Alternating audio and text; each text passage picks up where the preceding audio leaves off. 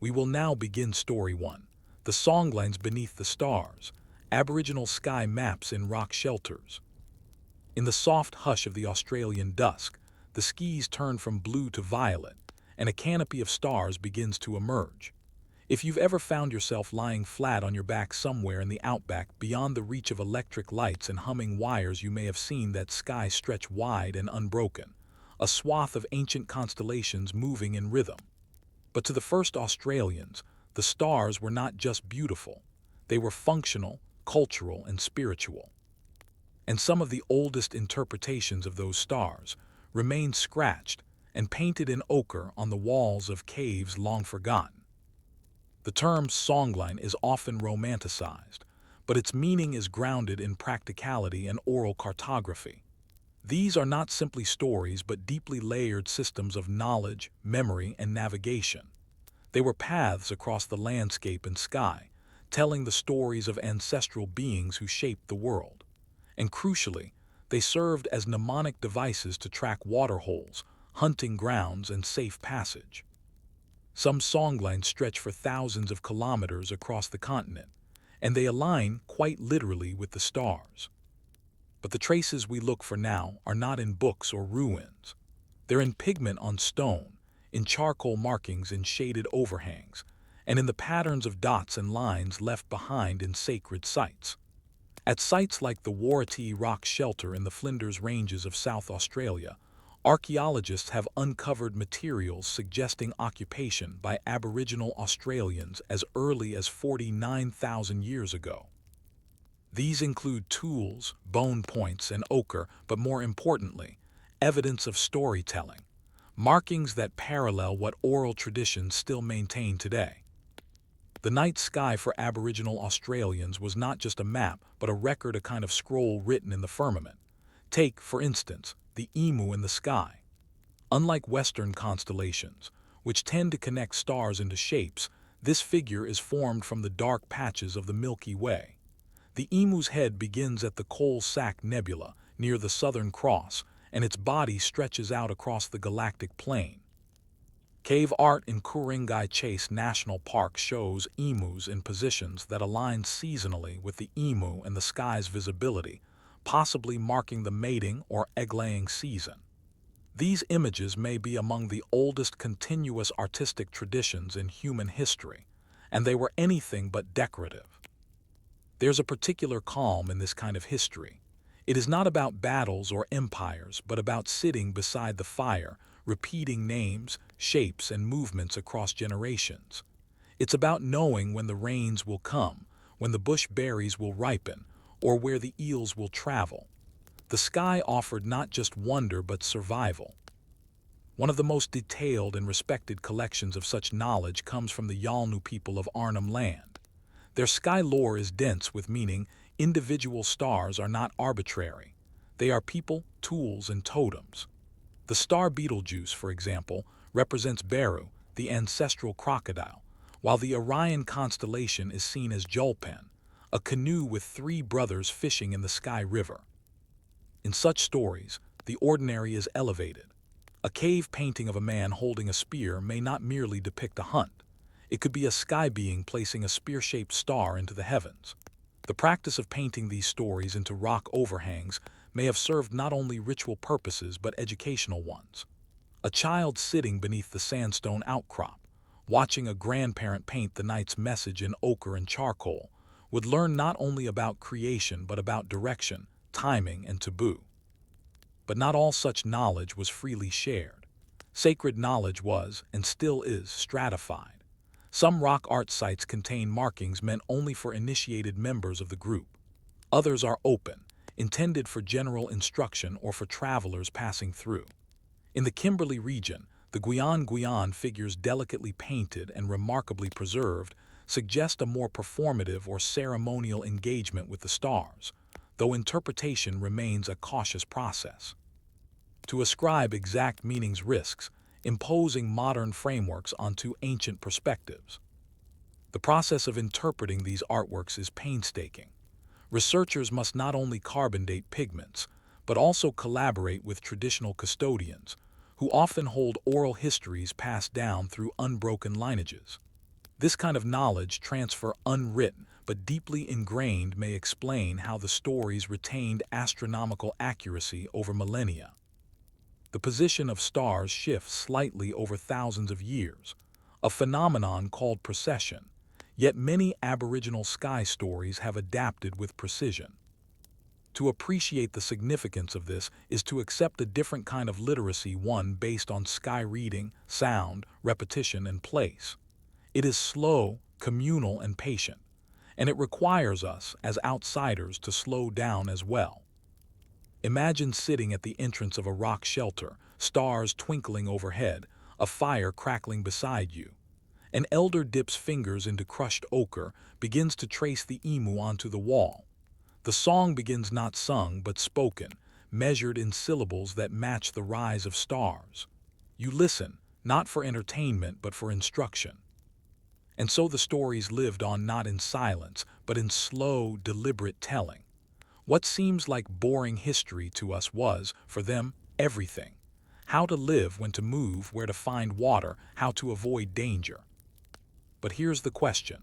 If the emu in the sky could teach where to find eggs, what other cosmic instructions might be embedded in stars and stone?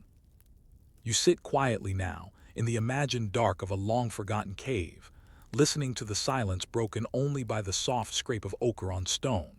The stars overhead remain unchanging in their slow spin, but on the wall, the narrative grows. A curved line meets a series of dots. A stick figure stands with one hand raised.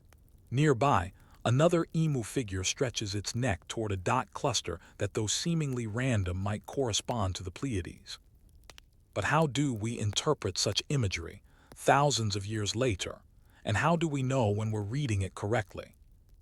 In the early 20th century, anthropologists like Baldwin Spencer and Francis Gillen documented the stories and practices of Aboriginal groups with a mixture of fascination and colonial bias.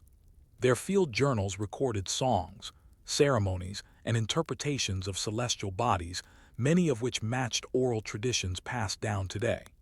Yet their limited understanding of language and the imposition of Western frameworks meant much nuance was lost.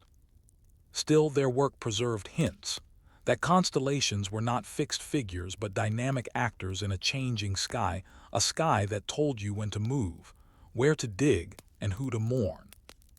We must also recognize how this knowledge was integrated with the land. The Urukala bark paintings, preserved in museums today, often show a visual merging of sky and land stories. One line might represent both a river on earth and the path of a spirit in the sky. This duality is crucial. The sky wasn't merely a map of stars, but a reflection of the land below, another surface on which stories walked. Just as songlines guided movement across the continent, so too did they mark a mirrored path above. In Warlpiri traditions, the sky is filled with sacred meanings and rules. The Milky Way might be a river, the Magellanic Clouds a group of ancestral women, and meteors a sign of punishment. Each interpretation is locally inflected. What the Warlpiri see in the sky differs from what the Pichinchijara, the Yalnu, or the reverent might describe, yet the principle is consistent. The sky tells stories that are spatial, temporal, and moral. Let's consider another specific site, Mutawinchi Historic Site in western New South Wales. Here, sandstone escarpments rise from flat red earth, and cave walls are covered in hand stencils, animal tracks, and mysterious concentric circles. One figure, sometimes interpreted as Baim the Sky Father, is painted with outstretched arms beneath a field of dots. These dots may be symbolic, astronomical, or even musical in pattern. Some researchers believe these clusters correlate with stars and their seasonal changes. But here's the dilemma. Without a living oral explanation, interpretation risks turning into projection. That's why the work of modern Aboriginal astronomers and cultural custodians is so vital. Scholars like Dwayne Hamaker, in collaboration with elders across Australia, have worked to document sky knowledge with both scientific rigor and cultural respect. For instance, elders from the Ula people have shared stories of the Seven Sisters, a star cluster also known in Greek mythology as the Pleiades. Their version includes a hunter warana who chases the sisters across the sky. This tale, remarkably, shares thematic elements with stories from continents as far-flung as Africa and Europe, pointing to a global human engagement with the night sky. But the Uale story differs in its details and significance. It tells not only of pursuit, but of law, of how certain behaviors are shaped by cosmological truths. These connections between earth and sky were not static. In Arnhem Land, certain ceremonies were only performed when particular stars rose in the early morning sky. The timing of these rituals was cosmically fixed, but not calendrically. The Gregorian calendar was irrelevant. What mattered was the sky's alignment. This indicates a flexible but consistent system of tracking time, one based on direct observation rather than abstraction. Now, imagine how that shaped day-to-day life. An elder might see the rising of Arcturus and know it was time to begin preparations for ceremonial business. A youth might be told not to look at a certain star formation until initiation. A mother might notice the return of the Southern Cross in the pre-dawn sky and know that the emus would soon nest. These readings were not quaint folklore. They were instructions for survival and continuity. The question, then, is how this knowledge was so successfully passed down across millennia. Without writing, without telescopes, without paper maps or GPS, how did Aboriginal Australians preserve one of the oldest continuous astronomical traditions in the world? Part of the answer lies in performance. Song, dance, and art were not entertainment, they were encyclopedias. A song might contain dozens of verses, each referencing a place, a season, a rule. A dance might mimic the movements of a celestial body, while the painted designs on the body would indicate the time of year or the person's clan role in relation to the sky. These multi-layered systems ensured that knowledge wasn't lost in a single point of failure. If one elder passed, others could carry the line. If a site was abandoned, the song still knew its location. But colonization fractured this system. Displacement, missionization, and forced schooling broke the chains of transmission. Cave sites were desecrated or built over. Language was forbidden. Children were taken. And yet miraculously some knowledge survived. Elders held onto fragments and communities fought to revive what remained. In recent decades, there has been a resurgence. Community-led archaeological projects have begun to map art sites not only in terms of physical geography but celestial orientation. Some shelters face particular star risings, others align with solstices or equinoxes. Though these may seem like small details, they point to a vast, quiet intelligence encoded in the land. Let's return briefly to the emu in the sky. In Borowa, New South Wales, local Aboriginal custodians have helped install an emu in the sky viewing platform aligned to the best seasonal visibility of the celestial emu. Visitors now sit at night in silence, looking up not just for stargazing, but for listening. Here, the silence is part of the message. There's something deeply calming in that practice, something that reminds us of the patience of older rhythms. Unlike our digital constellations of blinking notifications and satellites, the Aboriginal sky moves slowly, predictably. It offers security through repetition, not disruption. But perhaps the most important lesson is this: the Aboriginal understanding of the sky was never separated from ethics. Each star, each story, each songline carried not just geographic knowledge but responsibility. A story about a star might remind you not to be greedy. A cave painting might record a transgression. The sky, then, was not just a map but a mirror. And that leaves us with another lingering question. If the stars once told people how to live on the land with care and respect, what happens when we no longer look up? You followed the paths of stars across the Australian continent, listened to the sky as a map, a guide, and a witness. Now you return to the cave wall. In the fading firelight, the ochre symbols breathe with quiet dignity. They are old, yes, but not forgotten. They remember. And what they remember is not just a story, but a system. In this final section, we'll explore how these sky maps and rock shelters functioned as ancient information, repositories static yet living, and how modern science, astronomy, and archaeology are only just beginning to comprehend the extent of their intelligence. Memory on stone, information systems without books. While rock art may appear simple to the untrained eye, dots, lines, stick figures, their layout often reflects complex patterns of spatial memory. In the context of Aboriginal Australia, these were not merely drawings but memory palaces, to borrow a Western term. Visual information was layered with acoustic, performative, and ecological meaning. That is, you didn't just see the emu on the wall, you remembered a song about it, a dance for it, a seasonal cue it signaled, and a taboo it invoked. Anthropologist Lynn Kelly's work on indigenous memory systems explores this idea in depth. She suggests that specific rock art sites may have served as both ceremonial and mnemonic centers, where knowledge could be recited, practiced, and passed on aligned with the sky and the land. Each cave or overhang was part of a wider circuit of learning, and what was painted was only one part of what was taught there. In many Aboriginal communities, knowledge is stratified into levels. Children learn basic versions of stories. Initiated members receive deeper versions. Elders, the most complete. In this context, a painting might appear to depict a kangaroo chase, but beneath that, it encodes a specific time of year, a resource location, or a moral law. To outsiders, it's flat. To insiders, it's a vault. This system worked in tandem with the stars.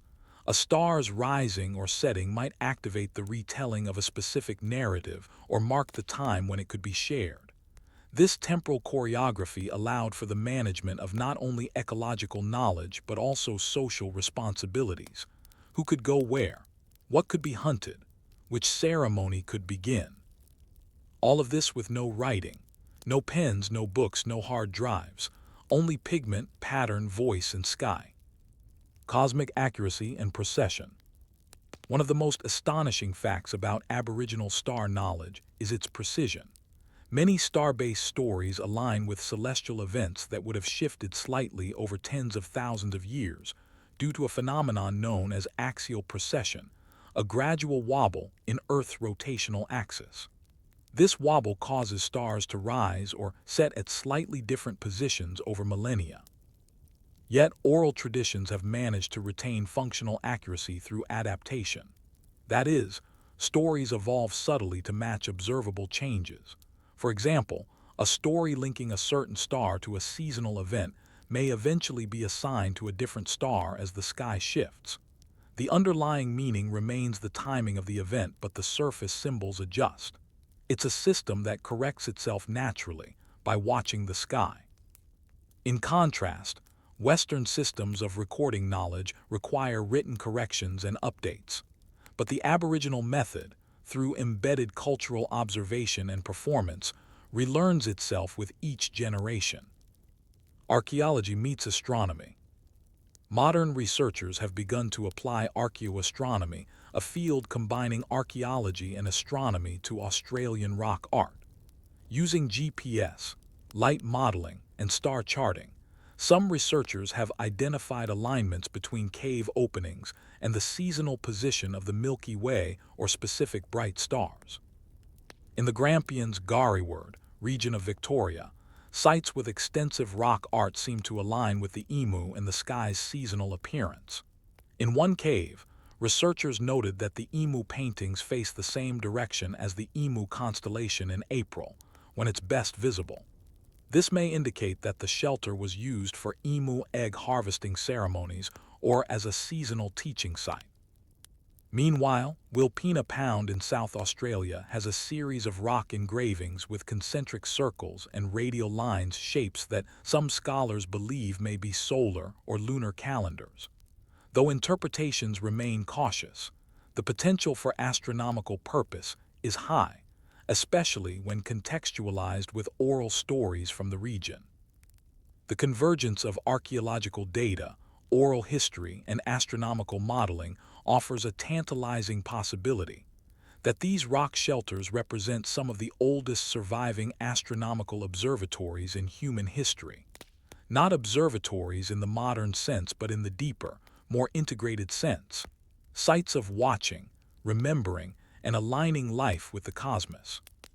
Cultural continuity and modern recognition. For decades, these histories were dismissed seen as primitive, superstitious, or decorative.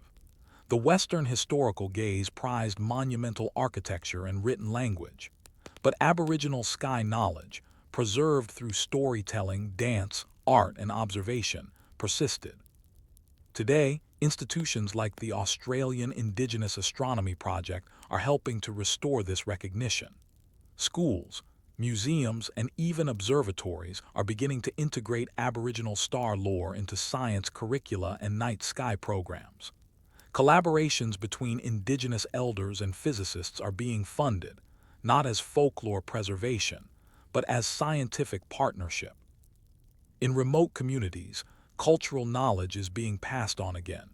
Children learn to trace the emu in the sky. Elders lead walks to painting sites. Stories once whispered in shame during colonial times are now shared with pride and reverence. Even the Square Kilometre Array, SCA, a massive international radio telescope being built in Western Australia, is working with Aboriginal communities to incorporate traditional land knowledge into the siting and preservation process. This isn't about blending science with spirituality. It's about acknowledging that multiple ways of knowing the world can coexist, and that the oldest among them may still have things to teach us.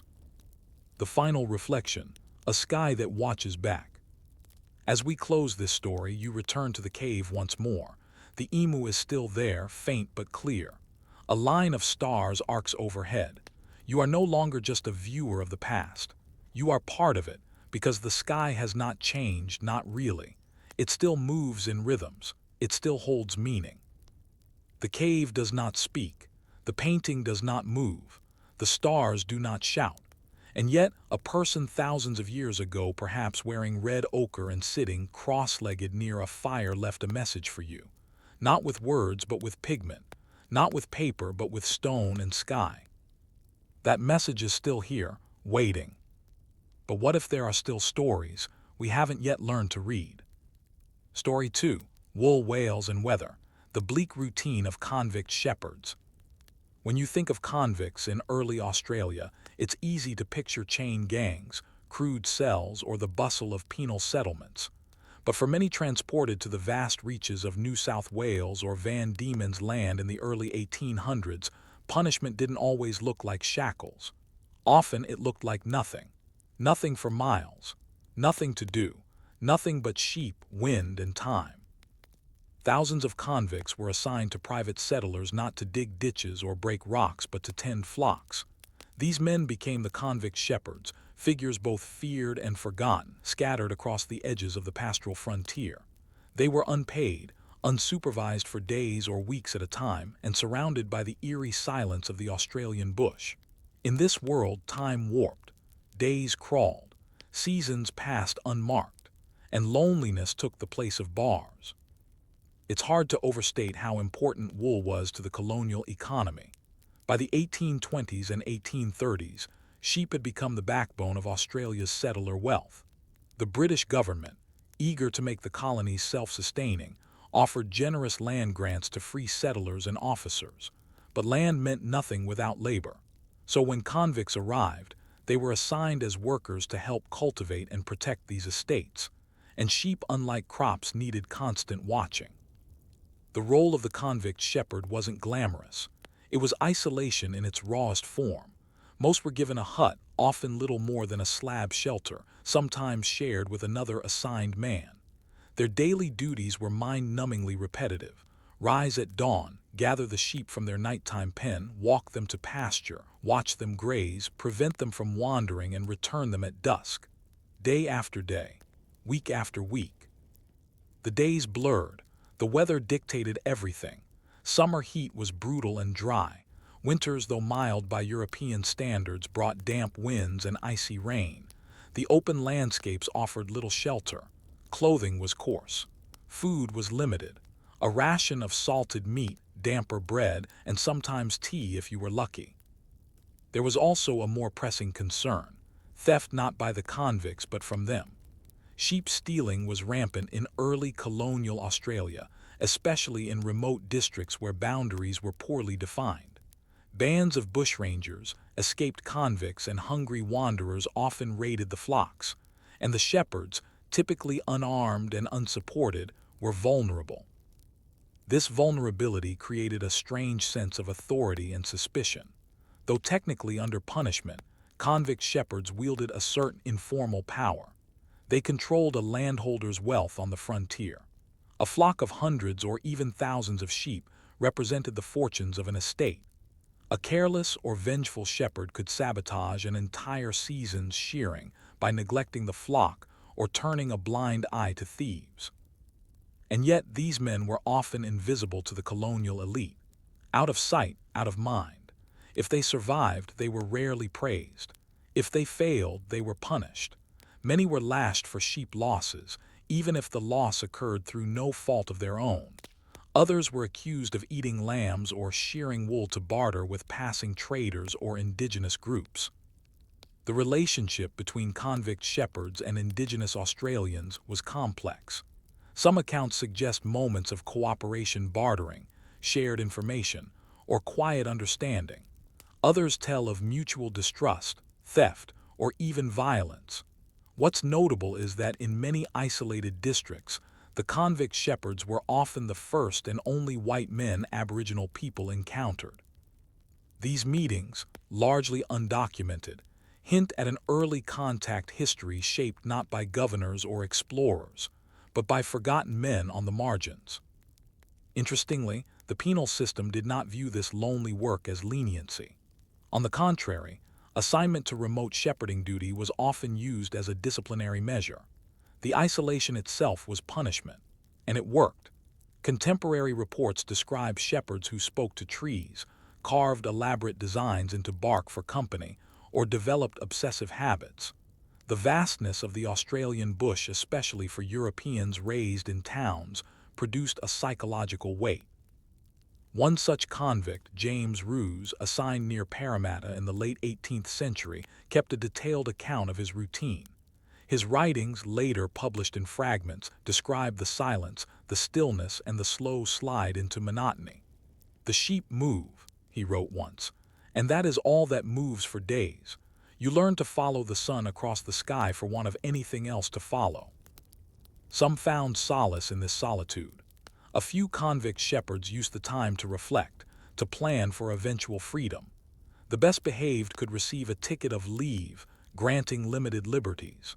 Others turned inward, writing poetry, crafting walking sticks, or building rock cairns still standing today, mute testimonies to a mind in need of structure. And then there was the night. With no walls around them and only the wide Australian sky above, many shepherds described a kind of awe at the stars. Not like astronomers or poets, but like men with too much time and no distractions. One journal fragment from a convict near Bathurst in 1832 reads, "The stars rise slow, like the sheep do from the grass when the moon touches them." A strange observation, perhaps poetic, perhaps just another way of measuring time when you had no clocks and no calendar. Of course, not all were passive observers. Some resisted. Bushranging flourished in this system. Men assigned to remote shepherding would vanish into the bush, sometimes alone, sometimes in pairs. They became fugitives, living off stolen sheep and supplies, hiding in gullies and thick scrub. Jack Donahue, one of Australia's most infamous early bushrangers, began this way, an assigned convict shepherd who simply walked off one day and never came back. But most did not rebel, most stayed. Not because they were loyal, but because they had nowhere else to go. The bush was harsh. The settlements were far. The law was watching. And the sheep, they still needed tending. And so, day after day, they walked the same paddocks, waited for the same sun, counted the same sheep, until the body gave out or the sentence ended. Yet behind this dreary rhythm, a strange question lingers. What happens to a person when time stops being marked by events and is instead measured only in footsteps, grass eaten, or clouds watched?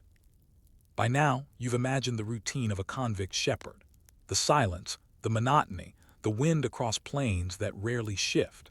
But there's a deeper story buried in the rhythm of hooves and wool, one that reaches beyond the paddocks to shape early Australia's very economy.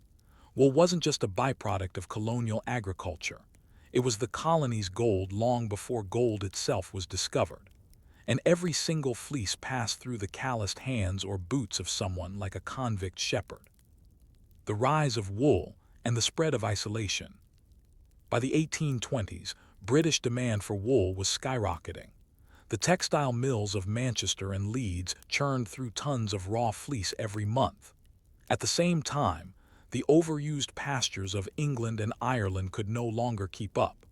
Enter Australia, vast, undersettled by European standards, and full of land grants just waiting to be cleared, fenced, and stocked. Men like John MacArthur, often credited as one of the founding fathers of Australia's wool industry, imported merino sheep and began selectively breeding them for quality fleece. His estate near Parramatta was among the first to rely on convict shepherds for daily management.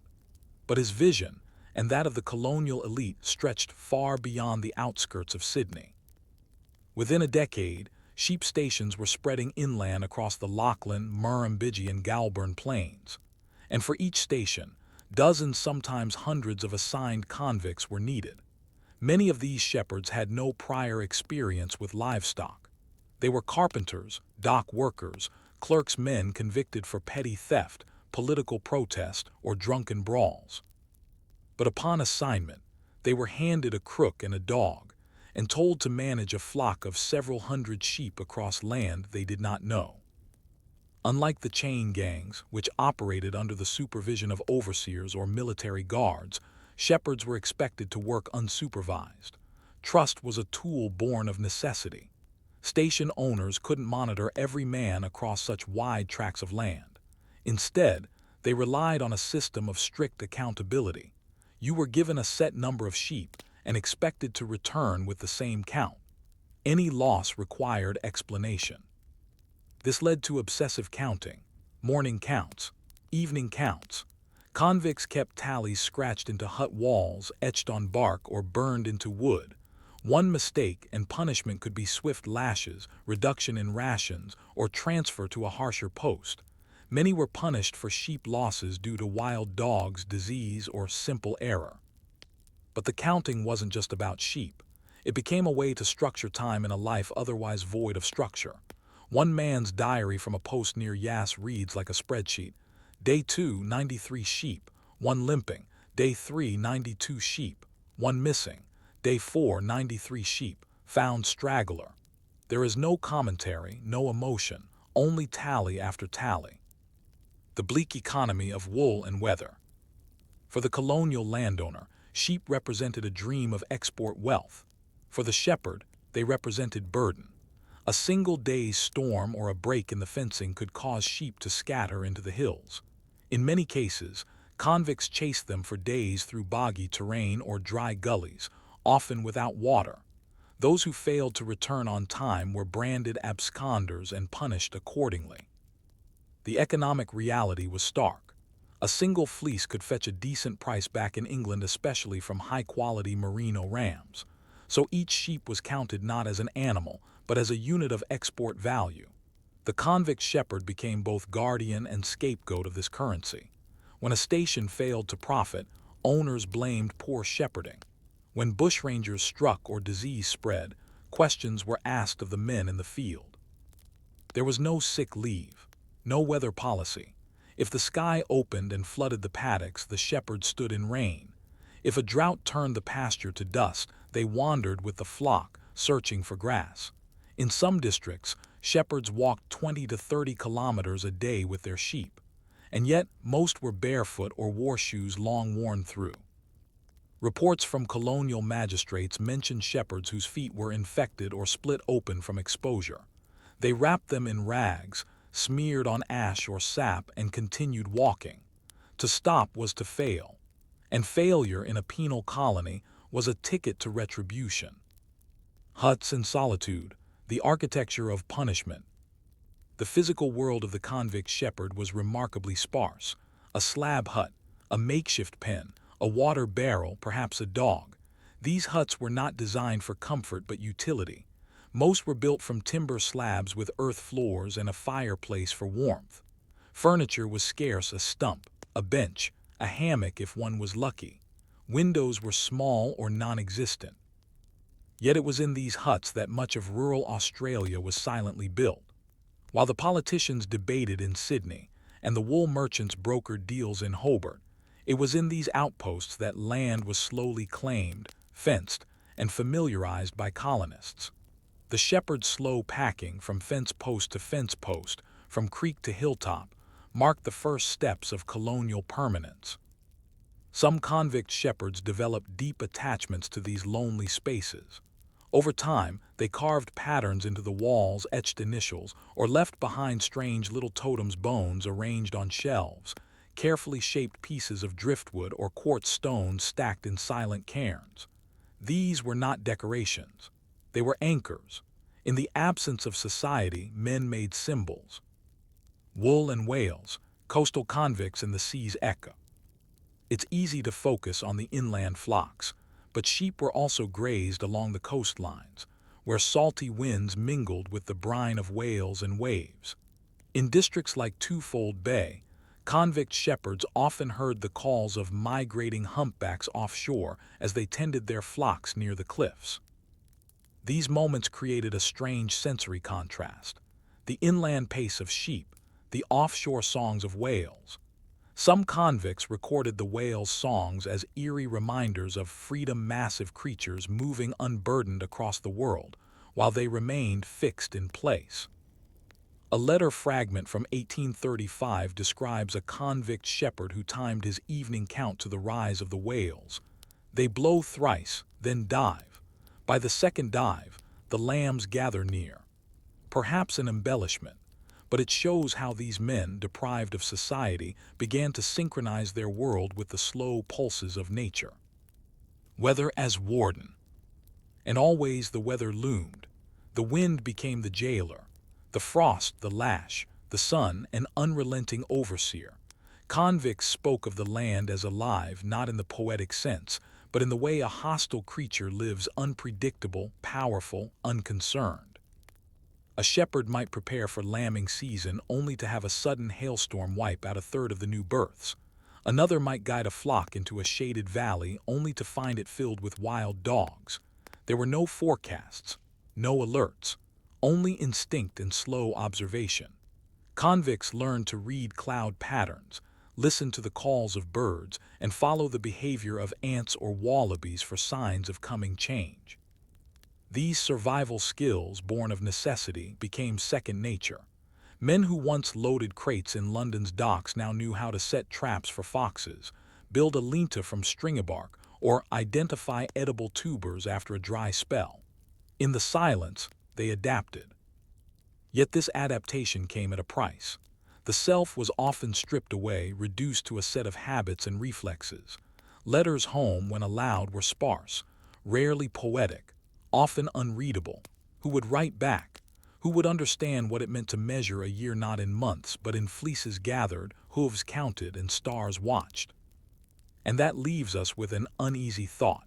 When a punishment becomes a life, when the silence becomes normal, how do you know if you're still serving a sentence, or if the sentence has become you? When the sentence was over, when the time expired, or the ticket of leave was granted, what became of the convict shepherd?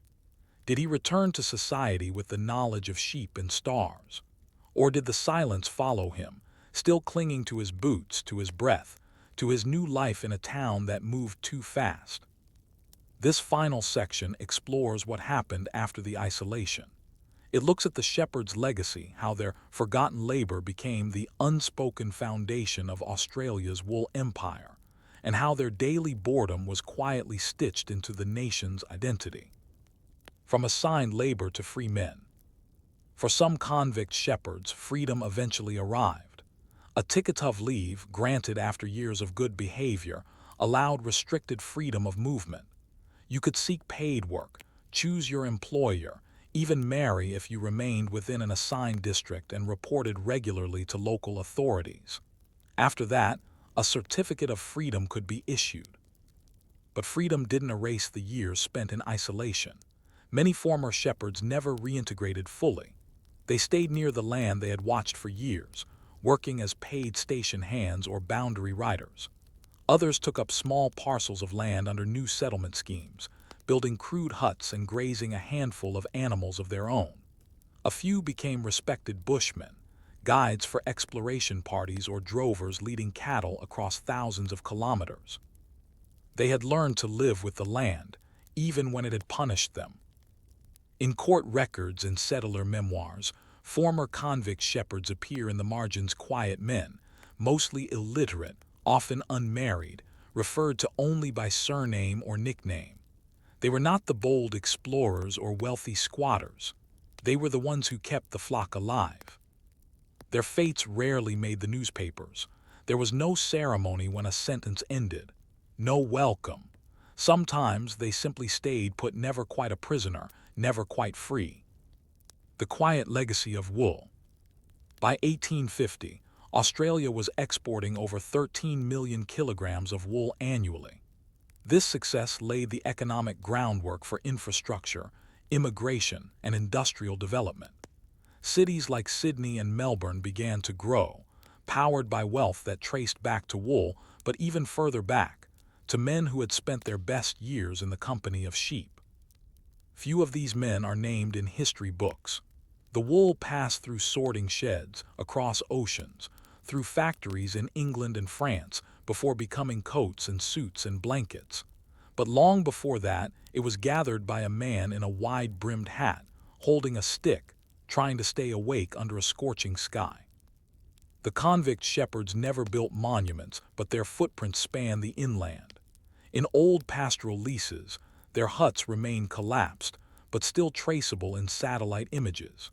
In town names and paddock boundaries, you can sometimes find the hints of a forgotten shepherd's circuit. Their impact was not dramatic, it was incremental, a slow wearing down of the land into something productive, a reluctant domestication, a quiet revolution done on foot. Weathered lives, unrecorded stories. There were also tragedies. Convict shepherds died of exposure, snakebite, or infection. Others simply vanished. A lost flock, a wrong turn, or a bad storm could remove a man from history in a single day.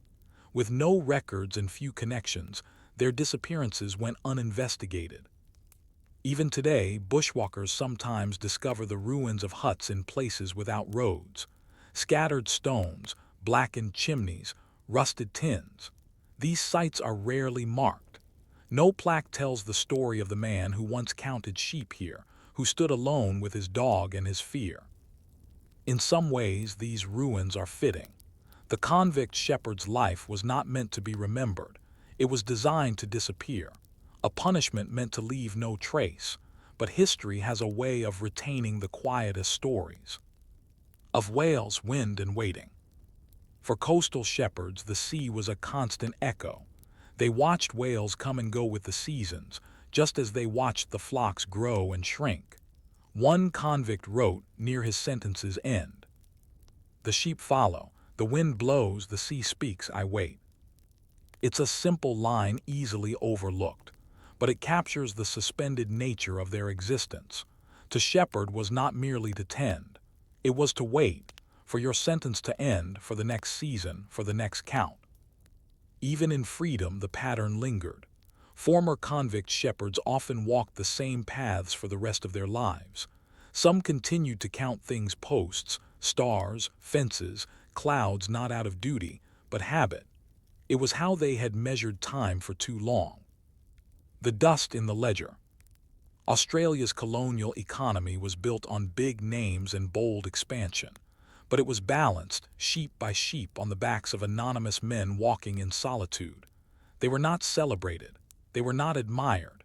They were counted in ledgers only when wool production was tallied. If there were problems, they were blamed. If things went smoothly, they were ignored. And so the shepherds became dust in the ledger. But here's the thing about dust: it settles into every crack. It stays, even when swept. And now, 2 centuries later, we can still trace the outline of those forgotten figures. They were punished by being given nothing but sky and sheep. And yet they endured. But ask yourself, in a world moving so fast, filled with voices and noise, was their silence truly a punishment, or did it become a form of strange, rough peace? Story 3. The Forgotten Fence. The 5,600 km rabbit-proof wall of Western Australia. The idea of building a fence is simple enough. A barrier, a division, a way to keep something out or in. But what if that fence needed to stretch not across a yard or a town, but across an entire continent? In the early 20th century, Western Australia undertook one of the most ambitious, monotonous, and strangely poetic public works projects in its history. A 600-kilometer wire fence designed to keep rabbits out. Yes, rabbits. They came in ships. They multiplied on land. And within a few decades, they had become one of the most destructive invasive species on the Australian continent. By the 1890s, the rabbit plague had reached biblical proportions, stripping farmland bare, collapsing ecosystems, and triggering economic panic among settlers and graziers. So Western Australia decided to act, not with chemicals or traps, but with a fence, an enormous line of wire and timber stretching from the Indian Ocean in the west to the Great Australian Bight in the southeast. It was a decision born from desperation but executed with slow, bureaucratic resolve. And for decades, men lived, walked, and worked along that fence, in heat, in wind, in dust, slowly, steadily, with almost no recognition. This is their story. The rabbit problem. The problem began far from Western Australia. In 1859, a man named Thomas Austin, an English settler in Victoria, released 24 wild rabbits onto his estate near Geelong. He wanted a taste of home, where rabbit hunting was a gentleman's sport. By 1869, there were thousands. By 1880, millions. Australia, with its mild winters and lack of natural rabbit predators, became a paradise for the animals. They outcompeted native herbivores, destroyed vegetation, collapsed topsoil, and caused widespread erosion. By the 1890s, rabbits had reached the eastern edge of Western Australia. The state government, fearing for its agricultural economy, realized it had to act. And so they turned to that most colonial of solutions: draw a line, build a barrier, control the land. The planning begins. In 1901, construction began on fence number 1. The plan was to run a wire barrier from Starvation Harbor on the south coast, north to Cape Caradron on the Indian Ocean, a distance of nearly 1,800 kilometers. But almost immediately, the plan expanded.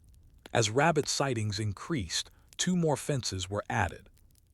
Fence number 2, running roughly parallel to fence number 1, but 100-200 km further west. Fence number 3, connecting the other 2 and closing the southern perimeter. Eventually, the network would cover over 5,600 km, making it one of the longest unbroken fences in the world at the time, longer even than China's Great Wall in functional length. But this wasn't a military marvel or a national monument. It was a quiet, logistical campaign waged against a small, soft-furred enemy. How the fence was built. Construction was slow, tedious, and labor-intensive. Men worked in teams of 4 to 6, clearing bushland with axes, mattocks, and fire. Posts were sunk every few meters. Wire galvanized and barbed was stretched between them. The base of the fence was dug into the earth and flanged outward to prevent burrowing. The workers were mostly itinerant laborers, many of them veterans, unemployed men, or recent immigrants looking for work in a harsh land. Some were indigenous. Some were former gold miners. Most were nameless in the records, just initials on payroll ledgers. Their days were long. The sun beat down. The flies were relentless. Supplies were carted in by camel, horse, or rail. In the middle of nowhere, they built a fence inch by inch through mallee scrub, red desert, and salt pen. Water was precious. Shade was rare. Progress was measured in kilometers per week, sometimes per month. When complete, the fences included over 350 gates, 115 wells, and countless miles of telegraph wire for communication. But despite the effort, the rabbits kept coming. The fence riders patrolling the line. Once built, the fences required maintenance and surveillance. That job fell to the fence riders, men tasked with patrolling long stretches of wire to repair damage, remove debris, and chase off intruding rabbits. Each rider was assigned a section, often 100 to 300 km long. They lived in tiny huts or tents supplied periodically from nearby towns. Their transport, camels, later bicycles, eventually some used motorbikes, but for decades most simply walked. Their work was dull, repetitive, and often deeply lonely. Every day they inspected the fence. Every few meters a post to check. Every few kilometers a gate to open and shut. They patched holes made by kangaroos, windstorms, or rust. They set traps. They swept sand that had piled up against the base. Rabbits were clever. A small breach could allow dozens or hundreds to pass through in a single night. Fence riders needed sharp eyes and endless patience. Reports from the early 1910s describe riders who hadn't seen another human being in weeks. One officer, when finally replaced, was found to be speaking only in broken mutters, conversing with the rabbits, so the legend goes. It's possible he was joking, but even if he wasn't, no one blamed him. Success, or something like it. Did the fence work? In part, yes. It slowed the rabbits' westward spread. It bought time, and in some places, especially in the early years, it protected farmland effectively. But the rabbits always found ways in. Fence breaks were common. Heavy rains created washouts. Fires burned sections to the ground, and sometimes the rabbits simply tunneled under. Still, the presence of the fence allowed for targeted control.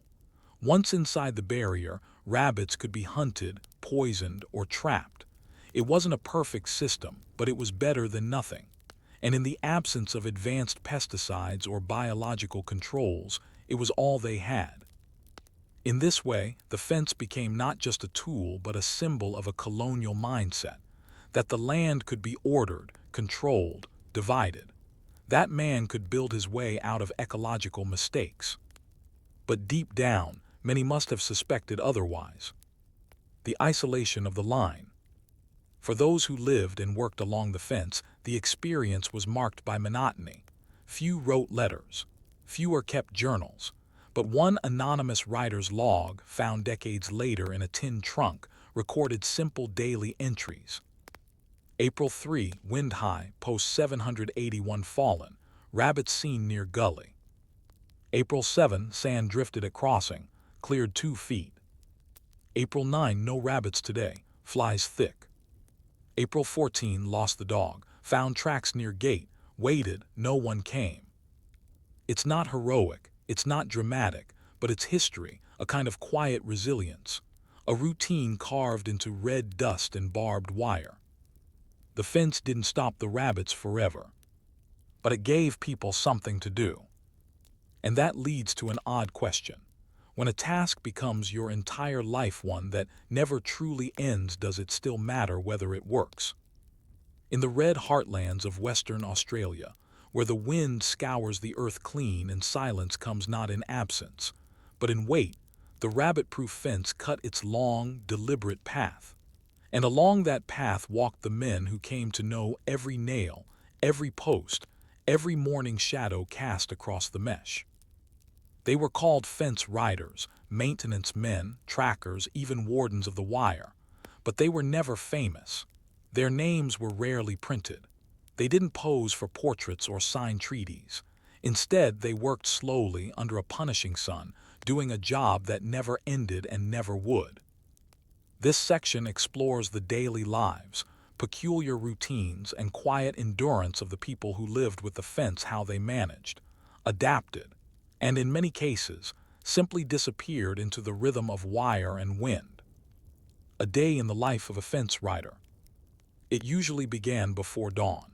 In a canvas tent or tin-roofed hut, depending on luck and funding, a man would rise, boil a billy for tea, and eat whatever he had. Damper, salted meat, sometimes tinned peaches if the last supply run had been generous. He would then saddle a camel or bicycle and set off down the fence line, checking for breaks, signs of tunneling, or buildups of sand. His territory could stretch 50, 100, even 300 kilometers. There were no other people, no shops, no settlements, just the fence and the job. Tools were minimal. A wire spool, fencing pliers, a shovel, a few wooden posts. If a storm had passed in the night, he might find 5 or 10 fence posts down. If a kangaroo had tried to jump the line and failed, he'd need to patch the torn wire. He might encounter dingoes, goannas, or the odd camel that had gone feral and wandered off. Rabbits were the constant, though scurrying, tunneling, always moving. One writer wrote, "They don't rest, even in the heat. They come at night mostly, in numbers. You can hear them, though, digging, not fast, just enough." He spoke not with malice, but with something closer to respect. The rabbits, like the writers, were just surviving. Both were out here against their will. Infrastructure in the void. The rabbit-proof fence wasn't a straight line. It snaked around hills, crossed rivers, and detoured through towns. At intervals, it featured inspection camps where fence riders could rest, refuel, and report. But these camps were far apart, sometimes more than 100 kilometers. Between them, riders were on their own. To cope, the Public Works Department established a support system that included wells and tanks, dug and installed along the line, sometimes with hand pumps or windmills. Supply drops, delivered by camel caravans, horses, or light rail. Telegraph wires, running parallel to the fence in some regions, allowing basic communication. Mailboxes nailed to fence posts, where messages could be left and picked up. Each post and fixture had a number. Riders knew them by heart. Between posts 788 and 793, ground too soft, one logbook reads. Sandbags needed. It was a strange kind of address, one that only made sense when you lived with the fence. Dogs, camels, and solitude. Animals were crucial to the life of the fence. Dogs, particularly kelpies, were both companions and tools. They guarded camps at night and kept rabbits from darting into weak spots during the day. Many riders grew deeply attached to their dogs. When one died, it wasn't uncommon for a rider to bury it beside the fence and mark the spot with a carved stone or scrap of wood. Camels were used for longer patrols, especially before motorbikes became common in the 1920s. Their ability to carry water and supplies made them indispensable. One camel, reportedly named Bully, became legendary among riders for walking nearly 100 km alone to a camp after its handler collapsed from heat stroke. Despite the aid of animals, loneliness remained the great unrecorded hardship. There were no radios, no books delivered, no newspapers. The men who stayed the longest often developed what was called the fence stare, a long, unfocused gaze, born of watching wire for too many hours, too many days. It wasn't madness exactly, it was resignation. Incidents and intrusions. Though their job was largely quiet, fence riders occasionally encountered drama. Bushfires could melt long sections of wire in a single day. Flash floods washed out earth under the posts. And sometimes, people tried to breach the fence either out of desperation or simple defiance. Escaped prisoners, cattle thieves, and prospectors looking for shortcuts were all known to cut through the wire. Fence riders, unarmed and alone, were told not to confront anyone directly. Instead, they recorded the breach, patched the fence, and filed a report at the next camp. One such rider recounted. Found post 421 cut clean. Saw footprints barefoot, children maybe, left food and water, repaired post. It's believed the breach may have been part of a family fleeing a work camp. There were no arrests, no further reports. The fence, in its odd neutrality, witnessed the slow movement of survival, protest and migration. The fence in Aboriginal Australia. For Aboriginal communities whose lands the fence cut across, its presence was intrusive and confusing. Traditional songlines and walking paths were interrupted. In some cases, water holes and hunting grounds became inaccessible. Stories passed down in oral tradition speak of the fence as a white man's snake, a long, shimmering thing that bisected country without explanation. Yet interactions between fence riders and Indigenous Australians were not always hostile. In remote areas, Aboriginal trackers sometimes worked alongside riders. Their knowledge of the land, weather, and animal behavior was unmatched. Fence riders relied on this expertise, though it was rarely acknowledged in official records. Children who grew up near the fence sometimes played beside it, unaware of its purpose. Others used it as a guidepost while walking between communities. To this day, remnants of the fence run through sacred lands. Some communities have reclaimed the wire for art, tools, or fencing of their own. It is a strange inheritance, one born of colonial anxiety and rabbit feet. A routine without end. Even after the peak of the rabbit plague, the fence remained. It was repaired, extended, realigned. By the 1950s, chemical controls and biological warfare such as the introduction of the myxomatosis virus helped reduce rabbit populations significantly. But the fence never fully lost its function. To this day, parts of the fence system still stand, maintained in smaller sections by state governments and private landowners. Not because it's effective anymore, but because it's there a habit more than a tool. And for those who patrolled it, walked it, mended it, and counted the days along it, it became more than a job. It was a way of living.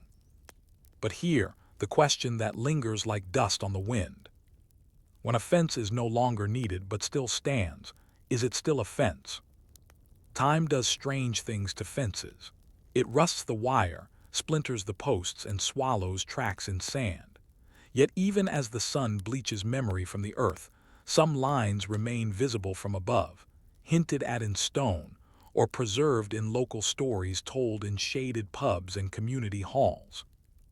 This section closes the story of the rabbit-proof fence, what came after its heyday, how its legacy survives in unexpected ways, and why something so ordinary as a fence came to represent both a failed solution and a strangely enduring national myth.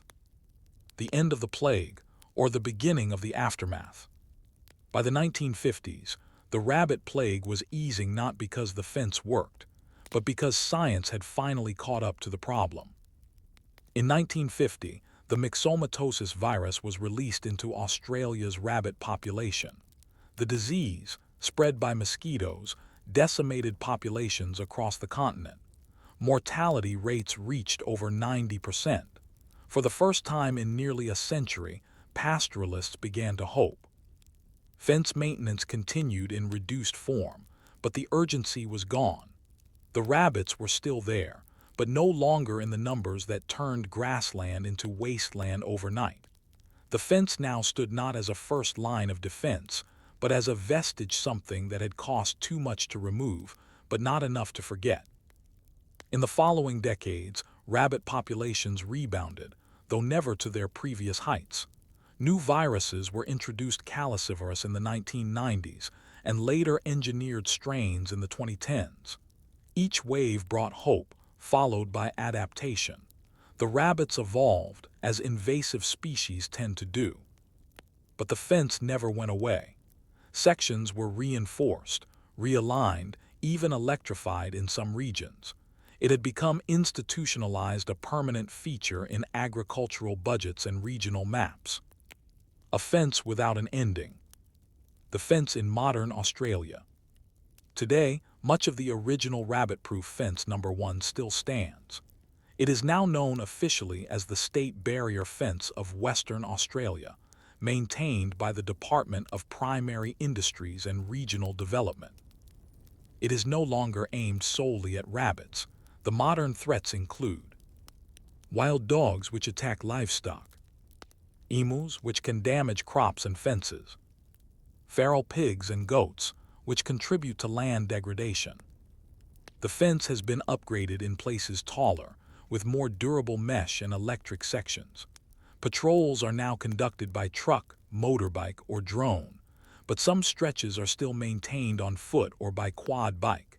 Some fence camps are still active, and some workers still refer to themselves as riders, even if they now ride steel instead of camel.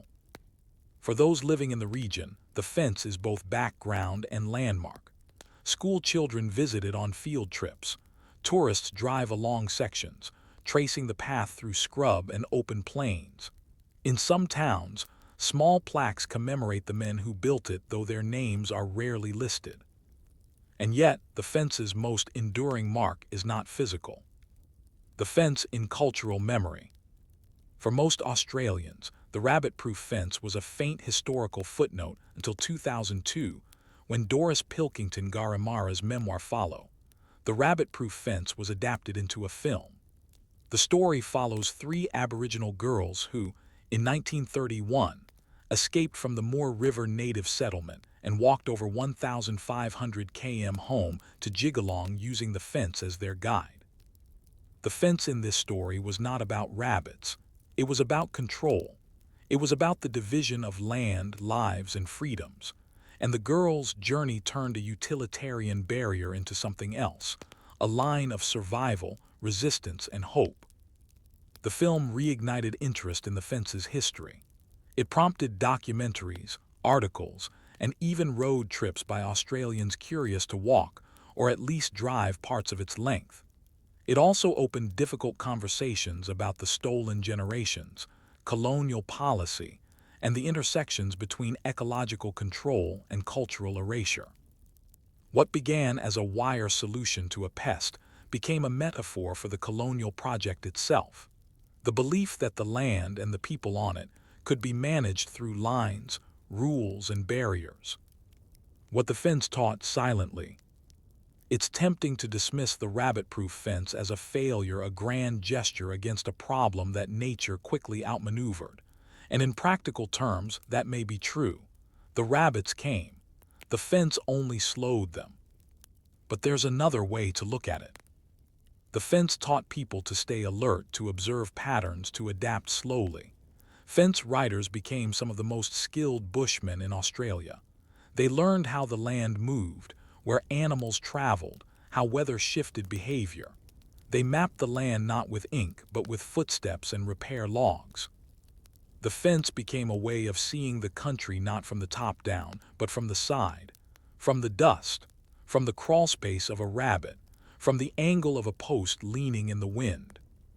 And that kind of history, quiet, repetitive, and slow, rarely makes headlines, but it remains. A final note on the line. If you were to fly over Western Australia today, much of the fence would disappear into the landscape. Dunes cover some stretches. Salt pans reflect too brightly to see wire. Shrubs grow through posts. But if you were to walk it step by step, wire by wire, you would begin to understand its scale. Not just in length, but in endurance. In the hundreds of men who worked it. In the thousands of rabbits who challenged it. In the idea that humans, when faced with a problem too large to understand, sometimes choose to draw a line and follow it until the end. And maybe that's the quiet lesson it leaves behind. Not that fences work, but that people need to believe they might. Story 4, Boredom and Bricks, Life in the Brickworks of Early Sydney. Before skyscrapers, before ferries glided across the harbor, before suburbs stretched across the hills like patchwork, Sydney began as something far more humble, a line of low, squat structures made of sun-dried earth. Brick by brick, the early colony rose not quickly, not dramatically, but through the slow, repetitive work of men assigned to the brickfields. These were not builders in the romantic sense. They were convicts, and their job was not to design or construct, but to dig, mix, mold, stack, burn, and repeat. Sydney's first brickworks, primitive and harsh, were born out of necessity. The governor needed buildings. The colony needed shelter. There were no trained brickmakers. There was no industry. There was only soil, firewood, and punishment. This is the story of the men who made the bricks the overlooked laborers whose dusty lives laid the literal foundations of colonial New South Wales. The colony's early needs. When the first fleet arrived in 1788, the settlers quickly discovered that the materials they had brought, timber, planks, nails, prefabricated iron frames, would barely suffice for temporary shelters. The timber in the area, though abundant, was difficult to work with and split poorly. Imported building materials were expensive and ships infrequent. Governor Arthur Phillip noted that while good clay was plentiful near Brickfield Hill, present-day Ultimo and Chippendale, tools and skilled labor were in short supply. Brickmaking, therefore, became one of the earliest industries in the fledgling colony and one of the most punishing. By 1790, a formal brickfields area had been established. Convicts were sent to work there daily, marching from their huts or stockades at dawn and returning at dusk. For some, this became their sentence for years, sometimes even after their official time was up. Making a brick slowly. The process of early colonial brickmaking was both simple and exhausting. Clay digging, workers used picks, mattocks, and their bare hands to dig into clay deposits, often waist deep. The best clay had to be free of stone, roots, or sand. In the early years, no mechanical separators existed. Everything was done by eye, feel, and repetition. Mixing and treading. Once dug, the clay was mixed with water and tempering materials like sand or crushed brick. In some places, the mixture was trodden by foot convicts walking in circles for hours like beasts of burden. The texture had to be just right, not too wet to slump, not too dry to crack. Molding. The clay was pressed into wooden molds, usually 4 at a time, smoothed flat with a wire or piece of scrap tin. The mold was then tapped out and left to dry in the sun on long, flat beds. Drying. Bricks sat in the open for days. If it rained, they were ruined. If the wind picked up, they might crack. Workers often slept near their drying bricks, covering them with cloth or bark in bad weather. Burning. After drying, the bricks were stacked in rough kilns called clamps and fired with wood for several days. The fires had to be kept burning around the clock. Workers took shifts feeding them. Smoke poured over the hills. Sorting and hauling. Once cooled, the bricks were sorted. Many were broken. Others were underfired and brittle. The rest were hauled by hand or on crude carts to government stores for construction. Each brick was the product of intense manual labor, and yet a single building might require thousands. The lives of the workers. The men assigned to the brickworks were often those deemed strong, but not skilled. Many were repeat offenders or those sentenced to hard labor. Brickmaking, like quarrying and timber cutting, became a default punishment for those who misbehaved or simply lacked a useful trade. The brickfields were dusty, loud, and hot in the summer, wet, cold, and slippery in the winter. Injuries were common. Clay dust choked the lungs. Firewood hauling strained backs. Shards of broken brick cut into unprotected feet. One overseer reported that the men have become dumb with fatigue. Another wrote simply, "They do not speak, they dig, and the sun burns." Shelter was limited. The brickfields had a few crude huts for tools and a linta for meals. Convicts often ate where they stood: salt beef, damp bread, and weak tea. Insects swarmed the food. Water was warm and often stagnant. Yet the work continued, day after day. Monotony and defiance. Some men endured, others rebelled. There are accounts of bricks being deliberately underfired, or kilns sabotaged by hidden wet bricks. In 1802, 2 convicts were lashed for creating false bricks, molded only on the outside, hollow within, left to collapse under load. Other forms of resistance were more subtle, stacking bricks with tiny flaws, burying tools, slowing the mixing process. Overseers were frequently rotated to prevent familiarity or collusion. But for many, the worst punishment was not the labor, it was the endless sameness. One former Brickfield convict, upon receiving his freedom, reportedly spent his first free day walking in a straight line without turning, to feel a path that does not circle clay. Women in the brickfields. Though brickmaking was largely a male assignment, women occasionally worked in the peripheral tasks hauling water, preparing food, even shaping clay into bricks.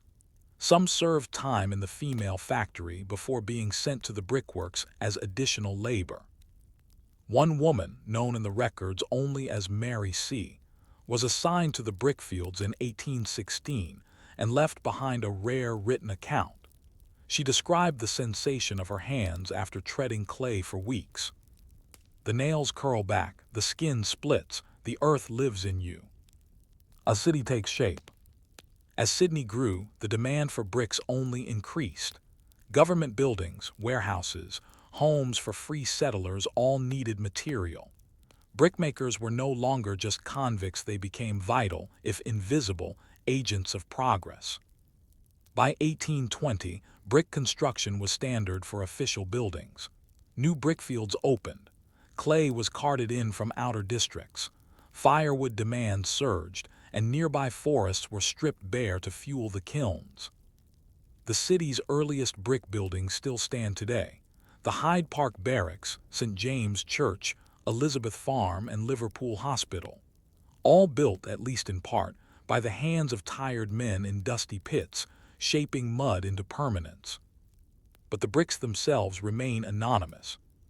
Which raises a simple question. If every building we touch was made by someone forgotten, do we ever really live in the present? The brickfields of early Sydney did not make headlines. There were no official ceremonies when a building was completed, no fanfare when a kiln cooled after weeks of fire. But every government warehouse, every schoolroom, every barracks, and every early cottage stood because of bricks hand-shaped, hand-fired, hand-stacked. As the colony expanded through the 19th century, so did the brickworks. What began as a muddy pit near the edge of a camp grew into a sprawling, smoke-stained zone at the heart of Sydney's early industry. Brickfield Hill, once rural, became central geographically and economically. And at the heart of it all, the same repetitive labor carried out by men who measured time not in days or years, but in bricks. The landscape of labor. By the 1830s, the brickfields had become a kind of industrial suburb.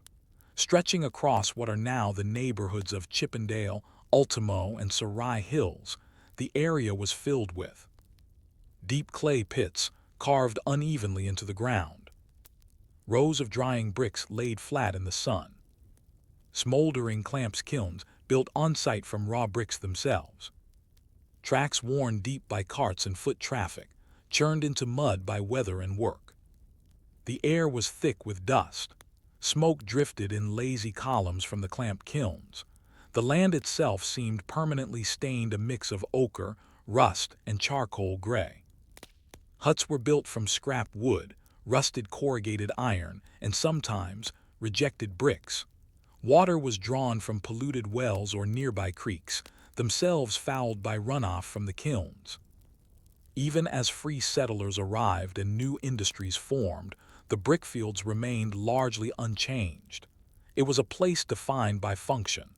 Things were made here not quickly, not cleanly, but necessarily. Clamp kilns, burning by instinct. Unlike the towering brick kilns of later decades, the early colonial kilns were clamps essentially, large piles of unfired bricks stacked with carefully placed air gaps and fire channels. Once built, the clamp was packed with fuel, usually ironbark, boxwood, or whatever timber hadn't already been cleared for construction. Lighting a clamp was part science, part gamble. It might burn for 10 to 14 days, reaching internal temperatures of over 1,000 degrees C. During this time, convicts worked in shifts to tend the fires. They fed the kilns with more wood, checked for smoke leakage, and tried to avoid being overcome by heat or fumes. The outer bricks were often overfired, turned purple or black.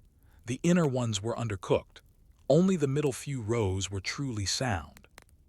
And yet this was the only system available for decades. There were no thermometers, No gauges, only experience and intuition. The shape of the smoke, the color of the flame, the smell of burning wood all told the workers how the fire was going. The failures were frequent. Clamps collapsed. Rains ruined half-fired bricks. Entire batches came out brittle, and still the work continued. Tedium as punishment. To be assigned to the brick fields was not considered a privilege. In the official records, it was simply hard labor. But to the men themselves, it often felt worse. Other convict jobs offered variety, working on roads, in ships' yards, or as domestic servants. But the brickfields offered repetition without purpose. You made the same object hundreds of times a day. And when one kiln was fired, another began. Convict William B., in a rare surviving letter to his sister, wrote, "The work is not cruel, but it is without end. When the fire is up, we feed it. When the fire is down, we build another. My hands are never clean. There is earth inside my nails and behind my eyes." Men sang work songs, at times rhythmic chants to keep the pace. Some carved names or phrases into the side of bricks, especially when bored or angry. A few of these graffiti bricks have been unearthed in modern excavations. Most simply show initials. A few bear messages. Still here. My crime was bread. He watches, we dig. Supervisors and overseers. The brickfields were run by overseers, often ex-convicts themselves who had worked their way up in the penal hierarchy. These men were usually chosen for toughness, not fairness. Their job was to ensure quotas were met and discipline maintained. Infractions, talking back, falling behind, spoiling the mold, were punished by whipping, extra shifts, or solitary confinement in a small hut with no window. One overseer in 1821 was known as Old Burn, not because of his name, but because of the number of men sent to the clamp fires under his supervision. There was a crude sense of pride among the overseers. They took credit for the brick quality. When buildings stood tall and weathered storms, they claimed it proved their men were useful bricks, not broken ones. Children and the brick dust. As Sydney's population grew, free families began to live near the brickfields. Some were former convicts. Others were poor settlers unable to afford housing in the cleaner northern districts. Children, especially boys, were often sent to the kilns to help. They carried water, stacked bricks, chased goats or cows away from drying beds. Brick dust coated their clothing. Their coughs became dry and persistent. Schooling was minimal. One teacher in the 1840s noted that a boy from the brickfields may know more of fire than of scripture. Still, brickfield life provided income, small wages, bartered meals, or the hope of a better trade one day. Some boys grew up to become brickmakers in their own right. Others turned to laboring, carpentry, or petty crime. The cycle of the clay pit was hard to escape. Brick by brick, the colony changes.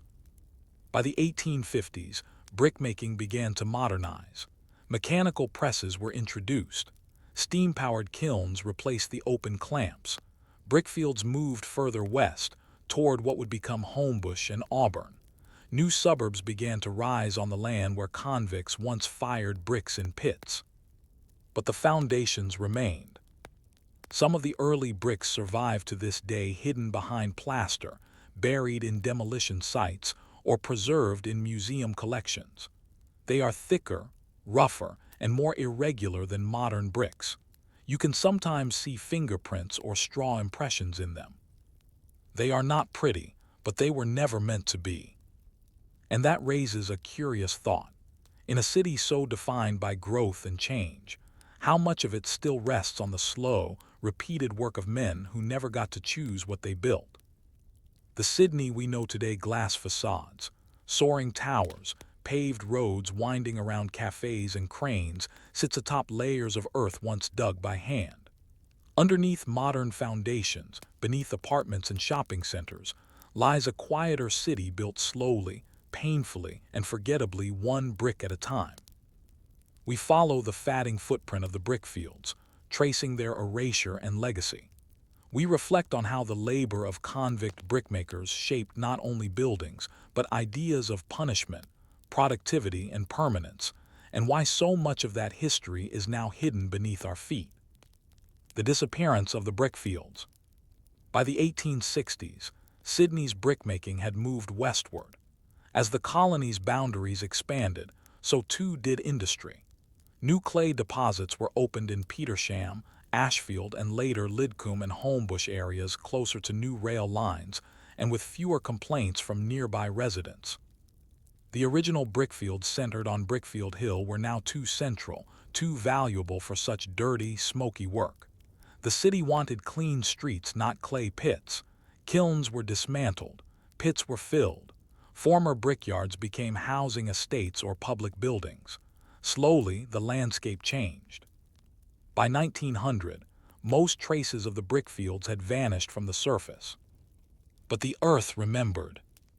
In construction projects throughout the 20th and 21st centuries, workers digging foundations across the inner city have found them: crushed bricks, charcoal layers, shards of kiln-fired clay. Some sites reveal entire sections of old pits. In one case, archaeologists uncovered an intact clamp kiln, complete with partially fired bricks still fused together. The past was not gone, it was merely buried. The forgotten builders. Unlike stonemasons or carpenters, the convict brickmakers of early Sydney rarely received recognition. There are no plaques with their names, no biographies. In most records, they appear only as numbers in rations ledgers or initials on punishment rolls. A few scholars have attempted to trace individual stories using ship manifests, work logs, and land grant records.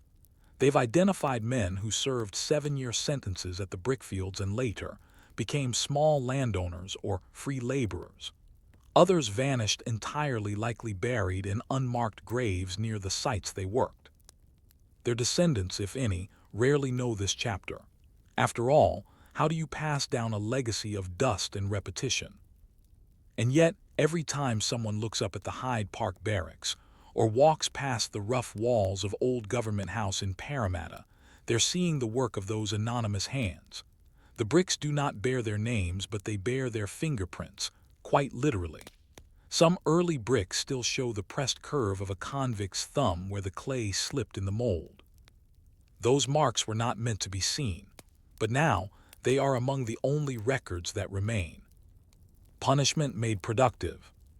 The brickfields were not just about construction, they were part of a broader philosophy of punishment through productivity. Governor Phillip and later colonial administrators believed that convicts should be reformed through labor. Hard work, it was thought, would discipline the body and redeem the soul. In theory, this system would teach convicts a trade. In practice, it often broke their health long before it built any character. But there was an economy to be served. Buildings had to rise, officials needed offices, convict barracks needed walls, prisons needed walls, hospitals needed walls, and so the system turned. Convicts were never told what their bricks would become. They might fire 10,000 in a month, never knowing where those bricks were sent or who would walk on the floors they formed. There was no ownership, just output. And perhaps that's the quiet cruelty of the brickfields, not the labor, not the dust, not even the punishment, but the fact that it left so little room for identity. You worked, you fired, you counted bricks, and you disappeared. A brick's journey through time. A single brick from the early 1800s may have seen more than its maker. First, it sat on a drying bed, warmed by the sun. Then it endured the fire days in the clamp, turned orange or red by heat. Later it was hauled in a cart, clattering beside its kin. Then it was mortared into place in a wall, a fireplace, a floor. It heard children cry, boots stomp, rains fall. Later still, it was hidden, plastered over, painted, or covered by modern renovations. Today, it might sit behind a cafe wall or form part of a museum facade. It endures quietly with no voice. But if it did speak, what would it say? perhaps nothing more than, "I was made by a man who wanted to be remembered, and I am what remains." The moral weight of dust. In the story of early Sydney, the grand figures dominate: governors, explorers, surveyors, and landowners. But beneath them were the men who built the buildings, shaped the bricks, and mixed the mortar. Their contribution was not innovation but endurance, not creation but continuity. It is easy to romanticize builders, harder to acknowledge those who only ever built what they were told under threat, in silence, with no credit. But maybe this is the kind of history that matters most: the boring, repetitive acts that shaped cities and left no monuments. Maybe we are surrounded by the labor of people we will never know, and the only way to honor them is to pause, even briefly, and ask, how many bricks have we walked past without noticing? Story 5. Tea, Sugar, and Salt. Rations in Colonial Penal Settlements. To understand the rhythm of life in an early colonial penal settlement, you don't need to read court records or architectural plans. You only need to look at a bowl of salted meat, a slab of damper bread, and a tin of blackened tea. Because in those simple, repetitive meals served on tin plates or bark leaves, you will find the framework of control, survival, and monotony that governed the lives of thousands of convicts. The early Australian penal colonies, especially those in places like Norfolk Island, Port Arthur, and Moreton Bay, were machines built on food. Not food as nourishment, not food as culture, but food as order. The ration system was precise, rigid, and unrelenting. You ate what you were given when it was given, how it was prepared. No substitutions, no choices, and no deviation without punishment. In this story, we explore the world of colonial rations: the ingredients, the logistics, the quiet desperation, and the unexpected significance of tea, sugar, and salt. Rationing a penal colony. From the moment the first fleet dropped anchor in 1788, food was a problem. The settlers arrived with limited supplies and no real knowledge of how to farm the local land. Crops failed. Livestock wandered off. Rain came when it shouldn't, and droughts lingered where rivers were expected. As such, the earliest years of the colony were marked by strict rationing, not just for convicts, but for officers and free settlers as well. Food was weighed, recorded, and distributed according to rank, status, and labor. The standard convict ration, by 1800, generally included salted beef or pork, 4 to 5 pounds per week; flour or maize meal, 7 pounds per week; sugar, 2 to 3 ounces per day; tea, 1–2 ounces per day; salt, a variable amount, depending on meat condition; occasionally, vinegar, peas, rice, or molasses as available. There was no fruit, no vegetables, no milk. Fresh meat was rare. Butter, when it appeared, was often rancid by arrival. Fish, if caught, might supplement the diet, but official records made no accommodation for it. The food was not meant to satisfy. It was meant to sustain. Salt, preserver, punisher, protector. Salt was everywhere and in everything. It preserved the meat, thickened the porridge, cured fish, and was sometimes used in cleaning wounds. But its presence was as much about logistics as taste. Salted beef and pork were shipped from Ireland, South Africa, and later Van Diemen's Land, packed in barrels of brine. By the time it reached the colonies, the meat was often months old, grayish in color and tough. Salt levels were so high that convicts were advised, informally, to soak their meat overnight in creek water before boiling. Boiling was the only method of cooking for most. Firewood was rationed, and open flames were discouraged inside barracks. The meat, once boiled, retained the salt and not much else. Too much salt led to dehydration and digestive problems. Too little, especially in tropical stations, led to cramps, fatigue, and eventual collapse. Salt was a balance, a chemistry experiment with no teacher. You learned by eating. And still, men craved it. In Moreton Bay, it was reported that convicts would trade a week's worth of rations for a tin of clean salt. One man was caught scraping salt off the inside of a shipping barrel to chew during work. He was flogged for theft. Salt preserved, salt punished. Salt reminded you that taste was optional, survival was not. Sugar, currency of comfort. Sugar was never abundant in the early colonies. What little arrived was reserved first for officers and their families. But when issued to convicts, even in small portions, it became currency. With sugar, a man could bribe a fellow inmate for a better spot in the sleeping yard, trade for extra rations, sweeten the otherwise bitter tea that passed for morning relief, bake rudimentary sugar damper for special occasions, ease the taste of weevil-infested flour. Sugar was hoarded, fought over, and sometimes stolen from stores by staff and convicts alike. In one 1828 account, a convict was sentenced to 2 weeks in solitary for misappropriating 3 ounces of government sugar for the sweetening of porridge on unauthorized day. There were no birthdays in the penal colonies, no cakes, no dessert, but sometimes a man saved sugar for days to mark a milestone, a completed sentence, the arrival of a ship, or the escape of a friend. Sweetness here was an event. Tea, black bitter beloved. Tea, despite its simple form, held enormous symbolic weight in convict life. Issued in half-ounce portions, it was weak and often stale. Convicts boiled it in tin pots or iron kettles, sometimes flavored with eucalyptus if tea leaves ran low.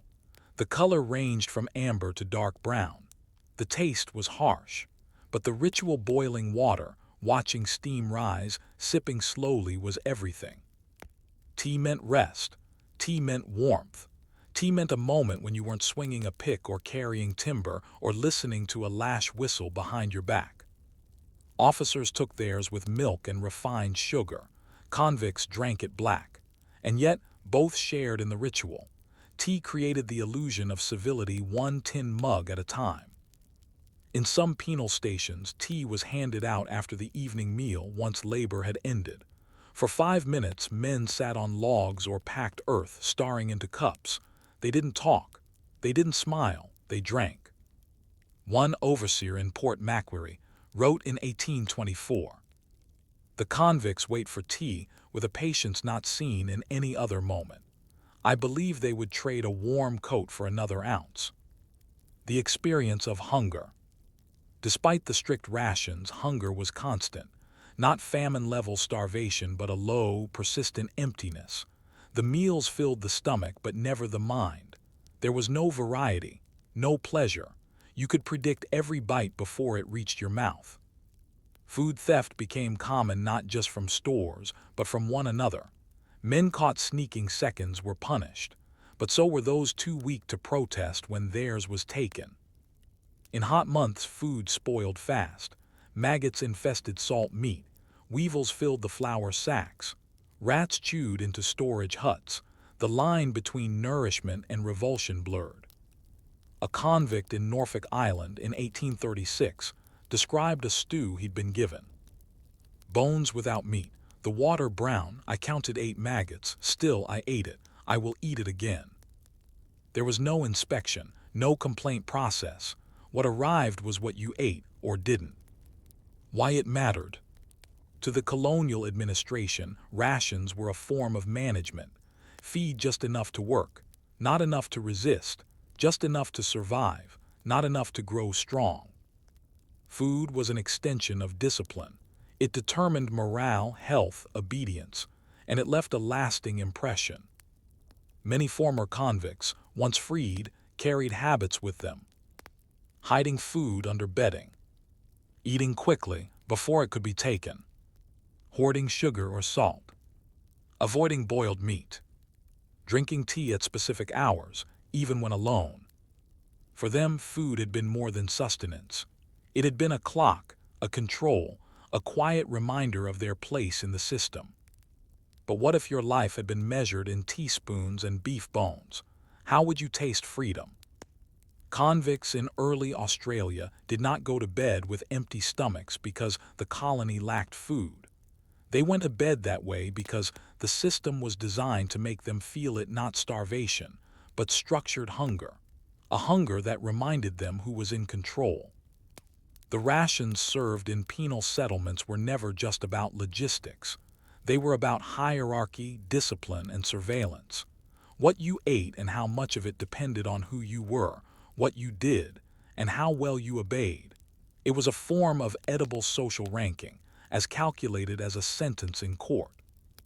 In this section, we examine how rations were distributed, varied, and used as tools not just for survival, but for domination.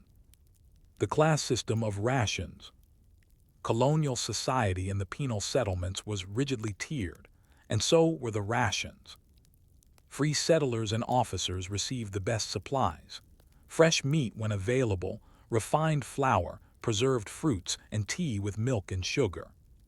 Skilled convicts, blacksmiths, carpenters, clerks, received slightly larger portions or improved quality, especially if they worked indoors or under direct supervision. General laborers were given the standard ration adequate for heavy work, but dull and meager. Punished men, those in solitary, on chain gangs, or confined in black cells, often had their rations cut in half or stripped of variety. This created a gastronomic hierarchy that reflected the social one. A man's access to food said everything about his status. Bread wasn't just bread, it was proof of where you stood. In Port Arthur, Tasmania, it was recorded that convicts on good behavior received rations cooked with small quantities of onion and vinegar, just enough to alter the taste. This wasn't charity, it was incentive. Food was used to control morale. Officers understood that hunger, in the right dosage, could make men obey. Meal times and routine. Rations were distributed at set times. Breakfast around dawn, usually consisting of tea and bread or maize porridge. Midday, the main meal, boiled salted meat with bread or boiled grain. Evening, typically tea again, sometimes with bread, sometimes nothing at all. Meals were timed and supervised. In many stations, convicts were not allowed to talk while eating. Tin mugs and bowls were inspected to ensure no hoarding or bartering had occurred. In more severe settlements like Norfolk Island, a system called the silent mess was enforced. Men ate facing the same direction, with backs straight and eyes down. Guards walked the rows. If you were caught glancing at another man's plate, you might lose your next meal altogether. Even the act of chewing was regulated. In some barracks, convicts were told to finish within 15 minutes regardless of portion size. You learned quickly not to linger over taste. Taste didn't matter, time did. Scurvy and the cost of absence. One of the most persistent consequences of the ration system was scurvy, caused by the lack of fresh vegetables and fruits. Convicts' diets were virtually devoid of vitamin C for long stretches of time.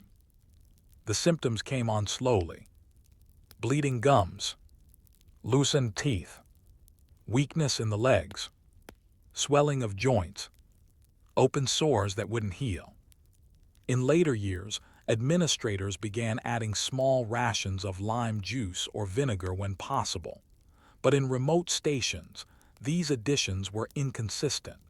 In some cases, convicts were made to drink seawater mixed with vinegar under the belief it would refresh the blood. It did not. Men grew too weak to swing tools, to lift logs, to work. They were removed from duty and replaced by others until they recovered or died. The system made little distinction, so long as the labor continued. Work, food, and the economics of obedience. Food was directly tied to labor. You worked, you ate. You didn't work whether from injury, refusal, or punishment, you didn't eat properly. This caused a number of ethical and practical problems. Injured men were often forced to work beyond capacity, fearing ration cuts. Refusal to work became an act of rebellion, with starvation as response. Complaints about rations were treated as insubordination and punished. But some men learned to game the system. Skilled workers, especially those who cooked, counted stores, or mended clothing, used their positions to siphon food. Small amounts of flour, smuggled bits of sugar, spoiled meat traded for favors. One particularly clever convict in Morton Bay wrote in his confession that he had hidden no less than 3 pounds of sugar over 6 months, teaspoon by teaspoon, under the floorboards of the storehouse. When asked why, he simply replied, "It was the only sweet thing I had." Tea as a political beverage. The role of tea in the convict system evolved beyond mere habit. It became symbolic, a sign of control, and occasionally resistance. In stations with stricter oversight, tea was only issued after evening roll call. You had to line up, present yourself, and be confirmed as present and useful. Then, and only then, did you receive your black brew. Refusing tea was almost unheard of, but a few men did it as protest. In 1834, during a brief work strike in Hyde Park Barracks, 3 men turned down their tea and sat in silence. Their point was not about the tea itself, but about the fact that it was the only comfort they had been given, and they would deny it if it meant making a statement. Their punishment: 7 days on bread and water. A grim irony. The taste of memory. Convicts who were later freed often carried the taste of their rations with them for life. Some refused to eat salted meat again. Others continued to drink weak, bitter tea by habit or comfort. Still others hoarded sugar, salted everything, or chewed dry flour. These weren't just habits, they were memories written into the body, proof of years when taste wasn't a pleasure but a reminder of place and punishment. And so the question becomes, when food is reduced to control, when a meal is just a system, what part of you forgets how to be hungry for anything else? There was no cookbook in the penal settlements of early Australia. No culinary traditions passed from one generation to the next. No signature dishes or secret family spices. But there was a menu, and it never changed. In this final section, we explore how rations were used to reinforce obedience, shape identity, and become part of the long aftertaste of the Australian penal legacy. We consider what it means to feed people not for life, but for labor, and how those simple ingredients still echo in kitchens, prisons, and institutions today. The menu of punishment. By the mid-19th century, rationing in penal colonies had become codified. Each penal station followed official guidelines, approved by colonial administrators, outlining what convicts were to receive based on labor category, sentence status, and behavior. Some examples from 1843 records in Port Arthur. Class a laborer, full duty. Salt meat, 5 pounds/week. Flour, 7 pounds/week. Tea, 4 Oz week. Sugar, 14 Oz week. Salt, 2 Oz week. Class C, punishment class. Salt meat, 3 pounds/week. Flour, 4 pounds/week. No tea. No sugar. Salt minimal. Extra duty. Men could earn small bonuses, an additional 1 Oz of sugar, or a portion of pea soup. It seems trivial now, but then it was powerful. The entire system was run like a kitchen ledger. If you followed the rules, you got your measure. If you resisted, you were cut back, sometimes literally. Bread and water, the final reduction. The harshest ration was bread and water, used as a disciplinary measure, especially for solitary confinement or chain gang punishment. The bread was rough, often undercooked, made from coarse flour that sometimes contained ground bone or bark to stretch supplies. The water came from barrels or wells and was rarely clean. This diet was not designed to starve but to reduce. It kept the body working just enough, no more. Convicts on bread and water often lost weight rapidly. Their immune systems weakened. Some reported hallucinations, tremors, and difficulty standing after more than 4 days. Yet it remained a favored punishment for decades: cheap, effective, and invisible. One commandant famously remarked, "We need not whip them if they cannot walk. A man on bread and water bends quickly." Inventing meals with nothing. Convicts were not cooks, but they became inventive with what little they had. From oral histories, court records, and rare journals, we know of several makeshift meals. Clay damper, a simple flatbread of flour, salt, and water baked in ashes. Some men lined the outside with clay to prevent burning. Once cooked, the clay was cracked off. Firepot tea, a tea made not with leaves, but with boiled eucalyptus bark and charcoal, flavored with any sugar a man had saved. Boil up everything in one pot. Salt meat, flour, maybe wild greens or a dead bird, boiled until thick. Often eaten communally, with spoons carved from wood or shells. Sweet ash. In times of desperation, sugar was sprinkled over hot coals, licked off fingers after it caramelized. None of this was sanctioned. All of it was survival. Food as a memory weapon. In many penal settlements, food was used to erase identity. Newly arrived convicts were stripped of possessions, names, clothing, and taste.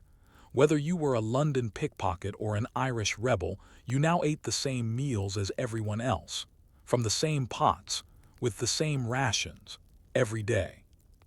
The sameness was not just economic, it was ideological. The goal was to break habits, to eliminate preferences, to make everyone interchangeable. And yet the human memory resists. Convicts wrote poems about meals from home. They traded stories of roast beef on Sundays or mother's currant bread. Some secretly carved food symbols into bunks or tree bark: a fish, a cake, a spoon. One freed convict, when asked what he missed most after his sentence ended, replied, "Tasting food that was mine, that I chose, that wasn't counted by someone else." From penal plates to institutional kitchens. The rationing principles established in early colonies didn't vanish with the penal system. They migrated into military camps, poorhouses, orphanages, asylums, and prisons throughout Australia. Even today, institutional food across government systems shares echoes of that old logic. Minimal variation. Calorie-focused, not taste-focused. Controlled distribution. Food as reward or punishment. In some Australian prisons, a modified version of the punishment diet. Still exists a low-salt, bland meal served as behavioral correction. What began in 1788 as survival has become policy. The aftertaste of the colony. Tea, sugar, and salt, these were not luxuries in the penal colony. They were measurements. They told you who you were, how much you mattered, what you were allowed to feel. And yet they endured. Australia remains a country where tea drinking is ritual, where sugar once held economic power, and where salt seasons not just food but memory. These ingredients built more than meals, they built habits, institutions, and stories. They are ordinary, but they are what remains. The final thought. Taste is one of the last senses we lose with age. It sits deep in the mind, near memory and emotion, which leaves us with a question. If your entire sense of taste was shaped by punishment, by structure, by ration, what happens when the punishment ends, but the taste stays? Story 6. The bark canoes of the era, crafting for survival and ceremony. If you stood on the shores of the Parramatta River 200 years ago, before the bridges, before the ferries, before the city drowned the bush, you might have seen something moving across the water. Long, curved, and gently bowing with the tide, a naui or bark canoe slid soundlessly toward the bank. Inside, a figure paddled with a hand-carved spear and a bundle of fire glowing softly in the bow. This was no accident, it was a practice.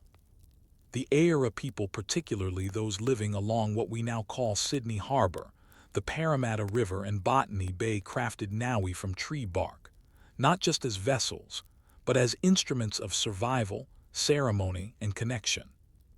These bark canoes, lightweight and fast, were central to Aera life. Yet, like so much of indigenous history, they were dismissed as primitive or ignored entirely by early colonists.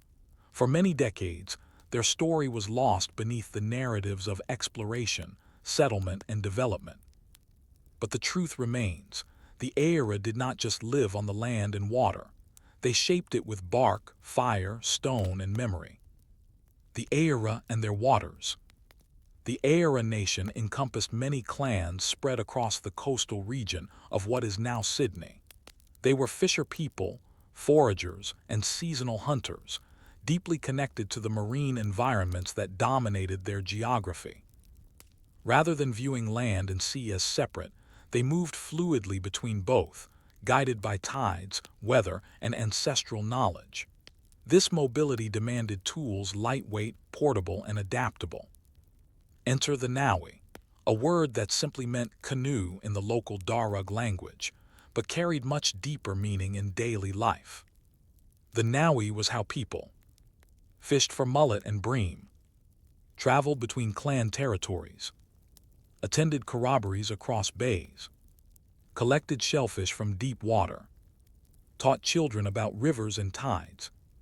To watch a canoe glide across the water was to witness generations of knowledge stitched into bark. Harvesting the canoe. Unlike dugout canoes found in other regions of Australia, the Aera constructed their canoes from the bark of specific trees, usually stringybark, turpentine, or red gum. The process was precise. Selection of tree. The tree had to be straight, with minimal knots and growing close to water. It had to be alive, yet old enough to offer bark thick enough for shaping. The person who selected it was often guided by kinship roles and clan responsibilities. Scoring the bark. Using a sharpened stone axe or shell, the maker would score the bark vertically, roughly the length of a person. The cut was then extended horizontally at the top and bottom, forming a long rectangle. Peeling the bark. This step was delicate. Too fast and the bark would crack. Too slow and it would dry out. The bark had to be peeled in one continuous sheet like unrolling a carpet. This might take hours. Softening and shaping. The bark, once removed, was warmed over a small fire to soften it. Stones were placed at either end to curl the shape, forming a shallow, banana-like curve. No nails, no glue, just tension, heat, and muscle. Tying and sealing. The ends were stitched or tied with plant fiber or animal sinew, then sealed with resin from grass trees or beeswax. Gaps were patched with additional bark or gum. The result was a canoe that weighed less than 15 kilograms, could be carried by one person, and would last several weeks or longer if cared for. The fire in the bow. European settlers were surprised and often alarmed to see Aera women paddling canoes with open fires burning in the front. But this was no trick. The fire was used to cook shellfish, warm the occupant, and signal others across the water. The canoes, being made of bark, did not burn because the fire was kept inside a mud or clay bed, carefully tended and monitored. This practice allowed fishing trips to last hours, sometimes even overnight. A woman could gather oysters from a rock shelf, cook them immediately, and continue paddling. The smoke served as both beacon and protection against insects. It was efficient, it was beautiful, and it was deeply misunderstood by early colonists, some of whom referred to it as an act of madness.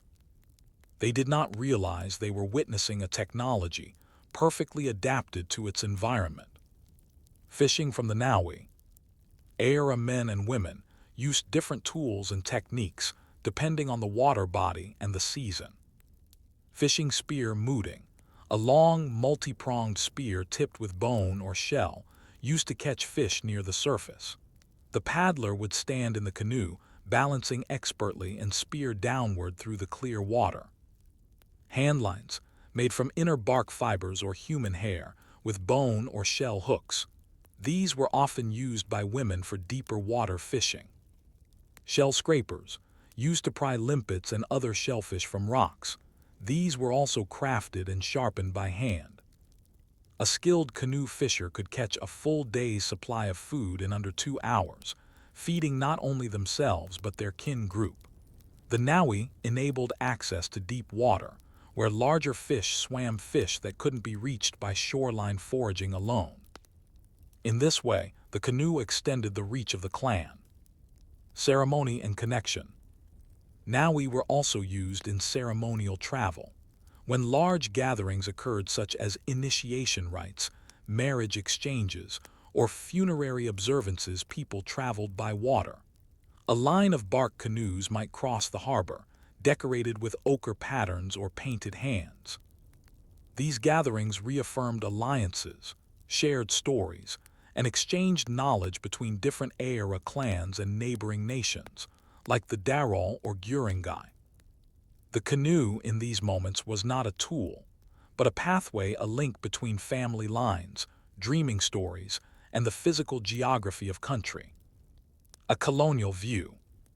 Unfortunately, many of these practices were observed only briefly by European settlers before they began to disappear. Early sketches and journals record scenes of canoes gliding through Sydney Harbor, sometimes with children in the bow or dogs curled at the stern. One drawing by Governor Arthur Phillip's party in 1789 shows 3 canoes with women fishing, fires burning gently. But within decades, the images stop. The trees were felled, the rivers polluted, the women displaced, and the Naui, once so common, became a curiosity.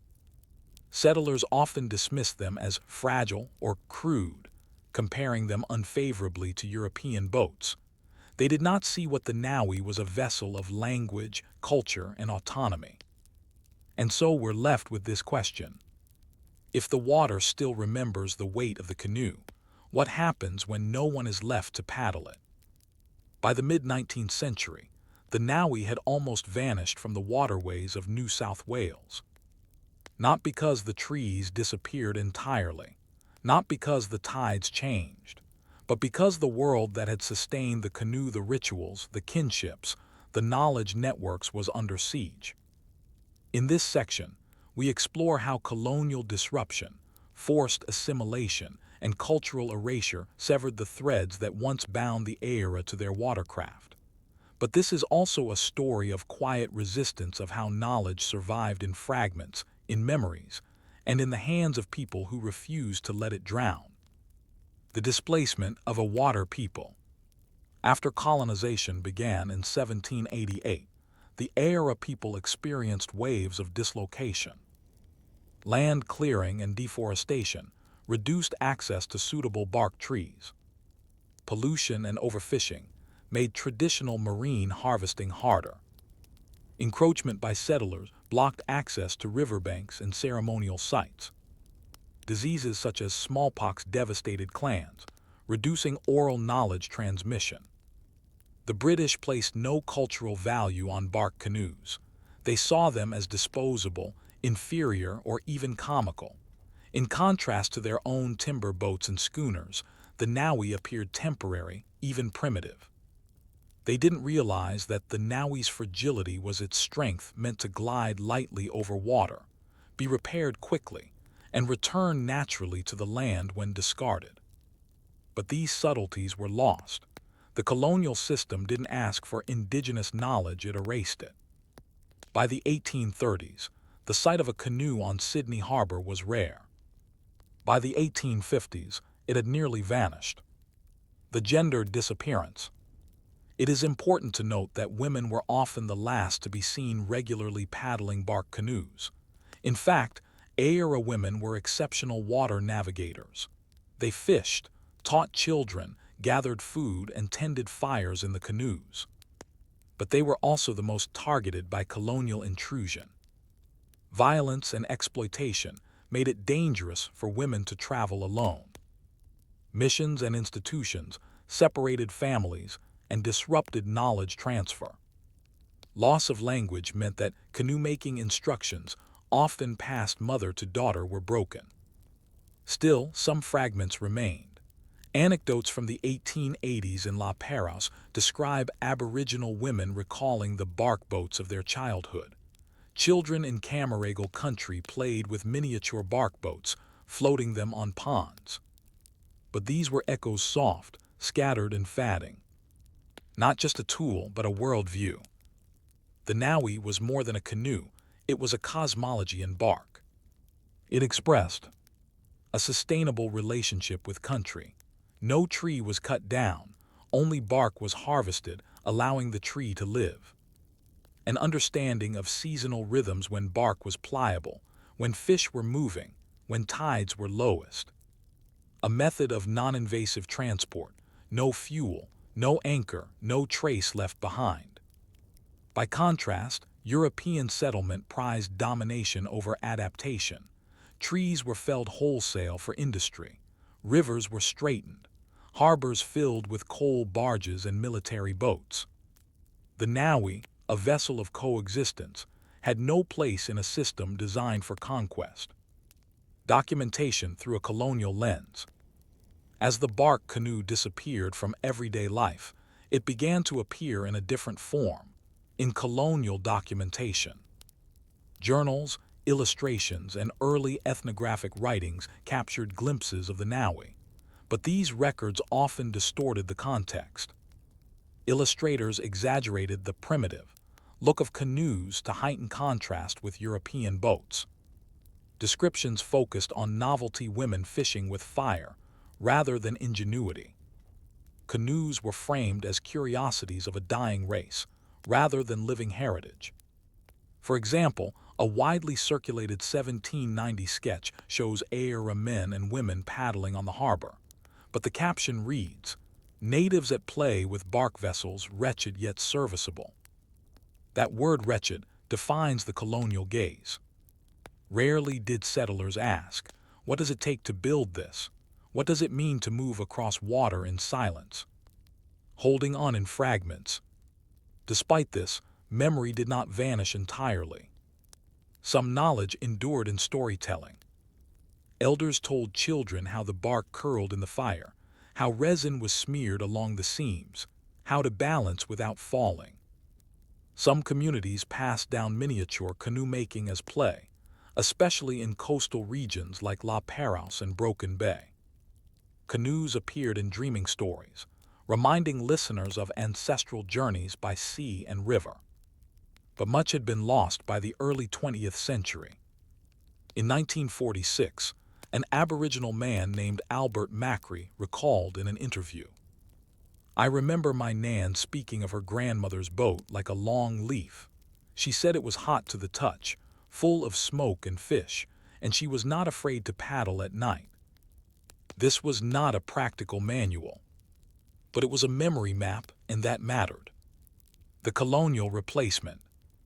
As indigenous canoes vanished, settlers replaced them with rowboats made of sawn planks, whaleboats used for commerce and defense, timber ferries servicing the growing colonial population. None of these vessels respected the old water pathways or spiritual rules. Canoes had moved in patterns aligned with cultural responsibilities. Men could not fish in all waters. Women avoided certain fishing grounds during initiation periods.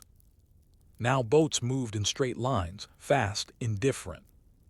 The rivers no longer whispered, they were commanded. A silent shoreline. By the 1900s, very few people remembered the names of trees suitable for Naui making. Fewer still remembered how to select one. The skills became dormant, not dead, but deeply buried. And the shorelines, once dotted with canoes and voices, stood silent. Not because the people were gone, but because the systems that had once held their knowledge together had been shattered. So we're left with a shoreline where something is missing, not a sound, but a gesture. The gentle glide of a canoe, the ripple of firelight, the soft tap of a spear on water. And here's the question we must ask. If knowledge is passed by doing, and no one does it, what part of us remembers how to begin again? On the quiet waters of Sydney Harbor, just past dawn, a group of children once again paddle a bark canoe. It is 2012. The canoe is a reconstruction carefully shaped, bound with plant fibers and sealed with natural resin. It glides through the water under the hands of Ayara descendants and local knowledge holders. For the first time in over a century, a Naui returns to the harbor not as a display in a museum, but as a living, moving, breathing memory. This is not nostalgia. This is resurgence. We explore how the bark canoe the Naui has been recovered, remembered, and revived. We look at the cultural work of reconnecting with lost techniques, how communities are using canoe making to reclaim land and language, and how watercraft can become a form of quiet protest, healing, and return. Recovering the bark. The revival of bark canoe knowledge began slowly, often through scattered stories, art, and recorded observations from early colonists. In the early 2000s, researchers and Aboriginal cultural leaders began to piece together early sketches of Naui, including those by Governor Philip's surveyors, anthropological notes by settlers like William Dawes, who had documented indigenous vocabulary, including the word Naui, oral traditions and memories from elders in coastal communities. But this was not just an academic exercise. To rebuild a Naui was to rebuild a relationship with the trees, the water, the ancestors, and the old rhythms. In 2012, the Australian National Maritime Museum, in collaboration with Aboriginal communities, launched the Naui, Exploring Australia's Indigenous Watercraft exhibition. This event marked a turning point. Canoe makers were invited to build bark vessels from scratch, not for display, but for the sea. Children watched, elders spoke, and the water responded. The politics of paddle. The return of the bark canoe is not merely cultural, it is political. For Aboriginal communities, reclaiming traditional knowledge is an act of resistance against centuries of erasure. Making a Naui today does more than teach history. It reestablishes connection with country trees, bark, resin, water, and fire. Reinforces language using traditional terms for parts of the canoe, actions, and materials. Demonstrates sovereignty, reclaiming access to rivers and shores once taken. Provides intergenerational learning where children learn by doing, and elders teach through memory and demonstration. One community leader said during a bark canoe build near the Georges River, "This isn't about going back. This is about going forward with the old ways in our hands." Learning by doing again. Rebuilding canoe knowledge requires more than books or museums. It needs practice. Young people are taught to identify bark trees that are ready for harvest, remove bark without killing the tree, heat and shape the bark with fire, seal joins with resin or wax, balance and paddle, especially in unpredictable waters. The process teaches not just craftsmanship, but observation, patience, and respect, values embedded in Ayara culture. Children learn that every element of the canoe has a purpose, that nothing is wasted, that the river gives but it also watches. In these moments, the Naui becomes a school without walls. Women return to water. Modern canoe revivals have also been led by Aboriginal women, reclaiming the roles their ancestors once held: fishing, paddling, teaching, and leading. Workshops led by women's groups focus on reviving shellfish gathering traditions, relearning canoe fire management, teaching young girls how to balance and steer with confidence, exploring the spiritual role of water in ceremonial life. For many, stepping into a bark canoe for the first time is a deeply emotional experience. One participant in a 2020 workshop in the Shoalhaven region said, "When I stood in that canoe, I felt like I had weight and lightness at the same time, like I was carrying something and being carried." Not just memory, movement. The revival of the Naui has sparked a broader movement in Australia around Indigenous watercraft, including dugout canoes in the Northern Territory, reed boats in Victoria, outrigger-style rafts in parts of Queensland. Each vessel, like the Naui, carries regional knowledge systems. Together, they form a network of cultural waterways, reminders that Australia's indigenous peoples were never isolated or static. These boats traveled. They carried goods, people, messages, and stories. Today, some Aboriginal communities use canoes in ceremonial reenactments, such as Welcome to Country Events by Water, repatriation of ancestral remains, where the canoe is the returning vessel, protest, where paddling is used as a peaceful assertion of land and sea rights. The Naui, once dismissed as obsolete, has become a symbol of ongoing presence. Into the present, across the water. The era did not need the Naui to be saved. The knowledge lived in them in fragments, in stories, in the backs of memories. What changed was the willingness to listen, to learn again, to paddle without fear of forgetting. Today, a bark canoe on Sydney Harbour does more than float. It reminds that the trees still know how to bend, that the fire still curls the bark, that the water still opens for those who ask it gently. Final reflection. The Naui was never just a boat. It was a path, a language, a way of being on water. And so we ask, if the canoe has returned not as a relic, but as a teacher, what else might we still remember if we let the river speak?